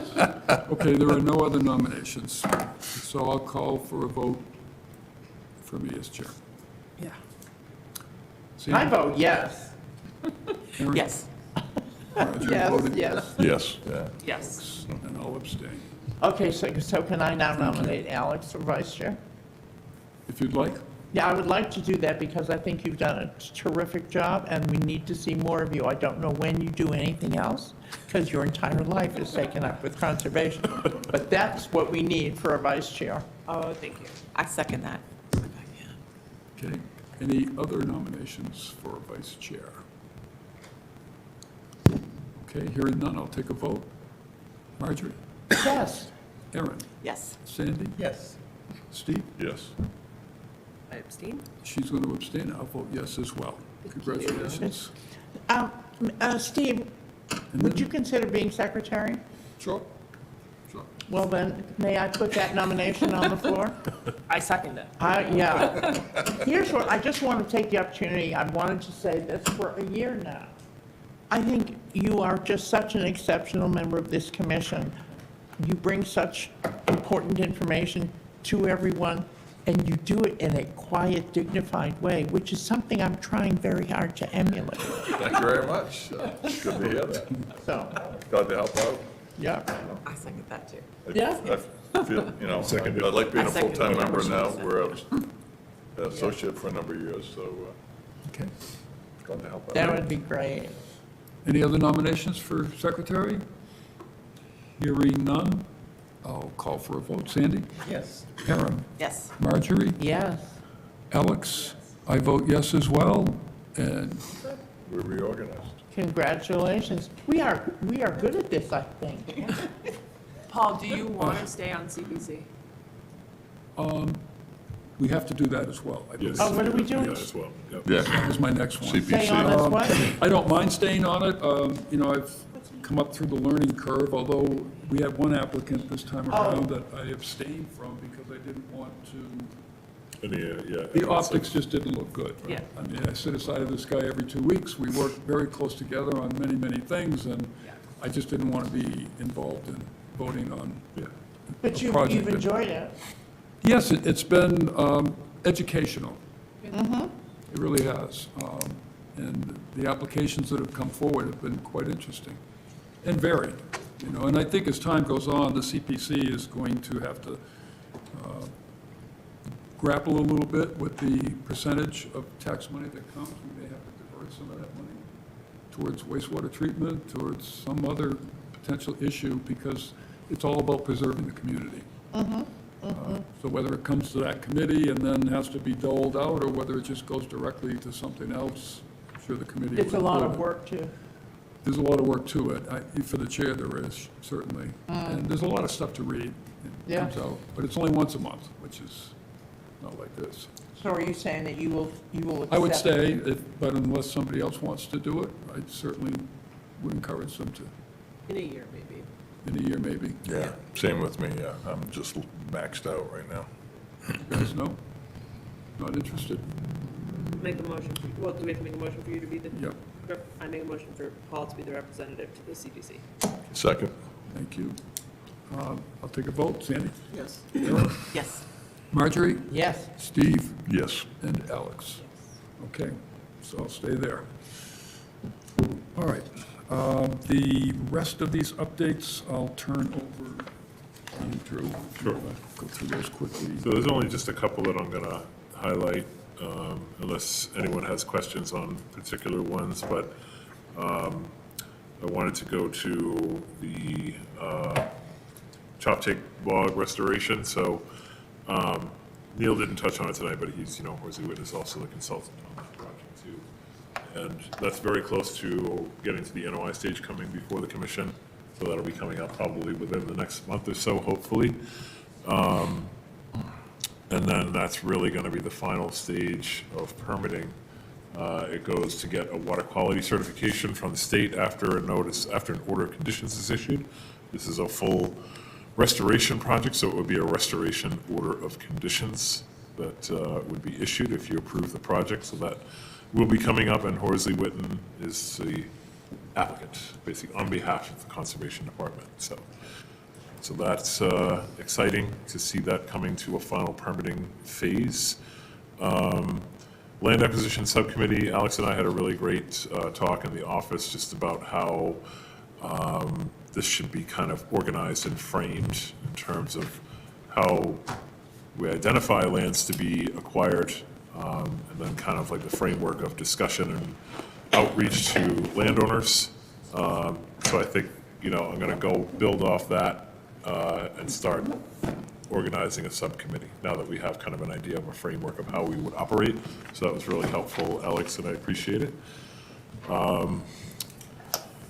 Herring Warden updates. Stan, do you want to just give a? Yeah, so the season's over for the counts. I scanned all the hard copy counts from all the volunteers and emailed those over to the APCC, and they're tabulating data right now, however they do that. So once that comes in, then we'll present it and see what we got.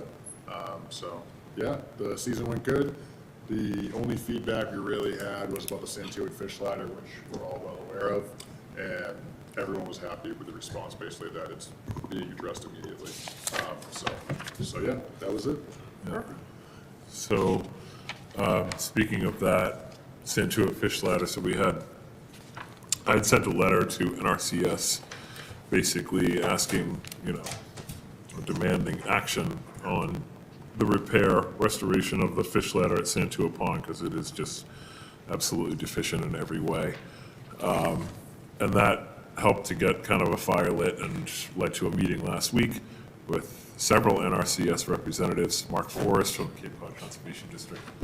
And it took place at the Tribal Government Center with Jason Steiding, the Natural Resources Officer with the tribe. And collectively, we worked out a game plan. So the funding is in place, that has been finally secured. They're bringing aboard a couple of engineers to come up and do a final assessment of the fish ladder. And the ball is really starting to roll on this, because I said I can't take any more future years of looking at herring struggling getting up what is essentially a brand-new ladder. It's just unacceptable. So things are moving in the right direction finally on that, which is great. As Dan and I can attest, it has been enormously frustrating to go out there and see that situation persist year after year in what is a prolifically large herring run, I would imagine. So. Good. Yes, absolutely. Just an FYI, Harbor Management Committee update, the next public workshop is scheduled for July 13th. I know that's our next meeting. It does go from 4 to 6 at the New Seabury Country Club, so anyone who wants to come for at least a portion of that is more than welcome. But that will be the next public scoping meeting for the Harbor Management Committee. The Harbor Management Committee is set up to establish a harbor management plan for the town. which includes, uses and impacts to our harbors, public access, and all of the issues that are facing our water bodies from a public use and commercial use standpoint. So very important plan to get established for the town. It's never had one before, so this is a very important initiative for the town. And lastly, Mashpee River updates. We've had a meeting, Zoom meeting. Dan's been really great in organizing some stakeholders together to discuss what we can do about the upper reaches of the Mashpee River in terms of improving fish passage. Fish ladder's starting to get dated, so it's needing more maintenance issues. We've got sediment loading, and then the biggest part of this whole upper reach is the culvert that goes underneath Route 130. That is classified as a dam by the Office of Dam Safety for the state of Massachusetts, and it is considered a significant hazard class dam because it runs under a major road. So the first thing that the town needs to do is to comply with the Office of Dam Safety and remove that quote-unquote dam. Even though water is technically not being entirely impounded, it's impounded enough to be classified as a dam. So this could eventually result in a larger size culvert over the river at Route 130, which could even be partially naturalized, and then revamping of the fish ladder and making a connection from the fish ladder at Mill Pond up to the channel that leads to Mashpee Wakeby Pond, because right now that's one of the biggest disconnects in the entire herring run. Herring come out of the fish ladder at Mill Pond, and they don't really know exactly where to go from there. They eventually pick up the flow from the channel, but it's not direct, and that's a huge issue in terms of opening them up to predation at Mill Pond. And So there's like that weird stagnant wetland, like pond thing right there too, next to the fish ladder, right? that's an old bog holding pond or something like that. So that whole section's going to be looked at Great. in terms of improving it. So, but very positive feedback from various NRCS. Yeah, we've gotten very positive feedback. And then we've been directed to a grant that can incorporate every major river in town, so the Quashnet, the Santuit, and the Mashpee River. Which would be an extremely extensive project. We would need to, I will be coming up with a project list for the other two rivers in correspondence with the tribe and possibly Barnstable, because part of the Santuit is within Barnstable, a very small part. So that funding source has not been released yet by NOAA, but it will be, and I am pursuing as many partners as I can to collaborate to pursue, because I'm getting ready. There's two tracks for this funding, and the first track I think is something we should qualify for, is that you can qualify for a massive large-scale project if you have a large collaboration and a multitude of partners. And part of that is having a multitude of partners, with one of them being, not one of them, but some of them being private landowners, and some of them being a possible tribe as well, which we all know we have possibilities of here in town. So I have been discussing extensively and seeing where we'll go with that. Great. Last thing is the communication correspondence. Yep. Is there a chance for public comment? Absolutely. I did sign in. I will. Is this working? Yes. Thank you very much for taking the opportunity to hear my comment this evening. I'm sorry I was late. Susan Dangle, 762 Katuitt Road. I wanted to personally extend a big thank you to the commission for really rallying and executing an educational program to get the wetland buffer zone articles passed.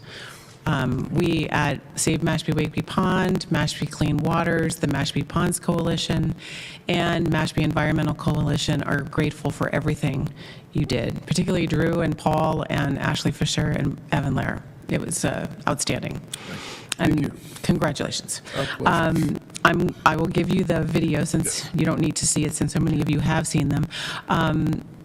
But I did want to point out there's still more bylaws that we're looking to get passed, particularly, I know it's a tough one because of the state, but an all-out fertilizer ban. I mean, I'm looking here at Mashpee River with a little tiny tributary of water going through it and algae on all sides in May. There's no one here yet, really, using septic systems on I mean, there are people here, but the groundswell of non-residents will be here in no time. And what else could it be?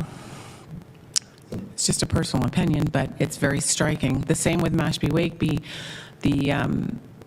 The water column today in front of my house is particulate from top to bottom. And I had scum lines, there's some pictures on here that you can have for those two at my dock yesterday that were fluorescent green. So I know that there are going to be reports coming out in the next couple of days about the actual cell counts, but I couldn't say cyanobacteria Tuesday again, it's Docolosporum or something like that. It's a very toxic cyanobacteria strain. It's particularly toxic to dogs, and there are no treatments for dogs for this strain. So there were a number of dogs in the water on Sunday. With regard to the fertilizer ban, I wanted to let you know that there is a student who came up to us on Sunday at Race Amity Day and noted that he will be doing his senior project on trying to get a fertilizer ban. So something I think it's Andrew Kelly. Is that Andrew Kelly? And then another member of the Save Mashpee Wakeby Pond Alliance Board, Jonathan Small, is also keenly interested in working to either do some kind of home rule petition to the select board to get the state to declare the Cape able to actually ban fertilizer. So currently that's not the case, but as you know. I think that's about it, but I hope that we can continue to work together and put some pressure, if you can, on the Select Board and the Sewer Commission. We have an August 11th deadline to ask for state revolving funds to fund the second phase of our sewer project. If we miss this, we cannot ask for the money until next August. And it's a big, big loss if we have to give up another year.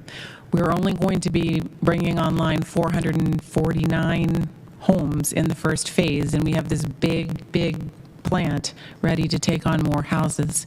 We should be poised and ready to go. So I know it's a big leap to get this done in less than 60 days now, but I know there are some other commissions who are writing letters of support for this to the Select Board. They're meeting again on the 26th. So anything, if you can consider it or consider it before August 11th, that would be great. I would appreciate it. Thank you. Thank you. Thanks for all you're doing as well. Thank you, Jeff. Thanks for what you do, Fantastic. too. Two things I have before somebody yells out adjournment. Okay.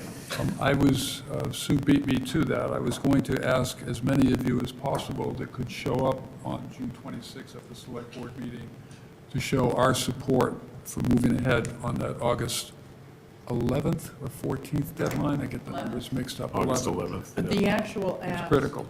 is for the Board of Selectmen to vote yes on ABC or whatever. Is that the actual ask, if we're asking people to come to the Selectmen's meeting? Well, the actual ask would be not to miss the SRF application window for August 11th. I don't know what the sewer commission's going to decide on. Yes. What phase, what number, it's all, we have our own stuff here. It's very confusing as it is. Well, why don't you know it all, Mr. I try to keep up, but I almost missed a hearing tonight. And I don't want to miss the LEC letter, so I'm going to move to that. Okay. We should, in fact, I will entertain a motion for an endorsement or recommendation to have the town manager engage in a contract with LEC Environmental for the peer review for 275 Quiniquisette Ave. So if somebody would like to make that motion. So moved. Thank you, Steve. Second. Thank you, Alex. Any questions or discussions on that? We'll get that over to town manager's office then. Yep. Let me take the vote. Sandy? Yes. Aaron? Marjorie? Yes. Steve? Yes. Alex? And I vote yes as well, unanimous.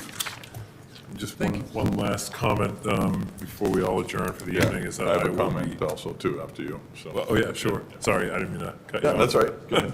I am going to be on quote-unquote vacation. It's not really a vacation for the next 2 weeks. It's actually just getting ready to move, moving off Cape, my wife and I, to Rochester. So I need this time to kind of facilitate the move and then. You're actually- personally moving? Yes. Congratulations. Yeah, thank you. We finally drove them out. Oh, you must be excited. Yes, very excited, Yeah. but it's going to take time. So, but I just wanted to know, everyone to know, I'm going to be working remotely during that time. So it's not like I'm on vacation and out of reach. I still will communicate through email, phone call. In fact, I encourage you to get in touch with me because I'm going to get so sick of moving stuff, I'm going to need a break from something. I need anything else. You'll be So- grateful for the distraction.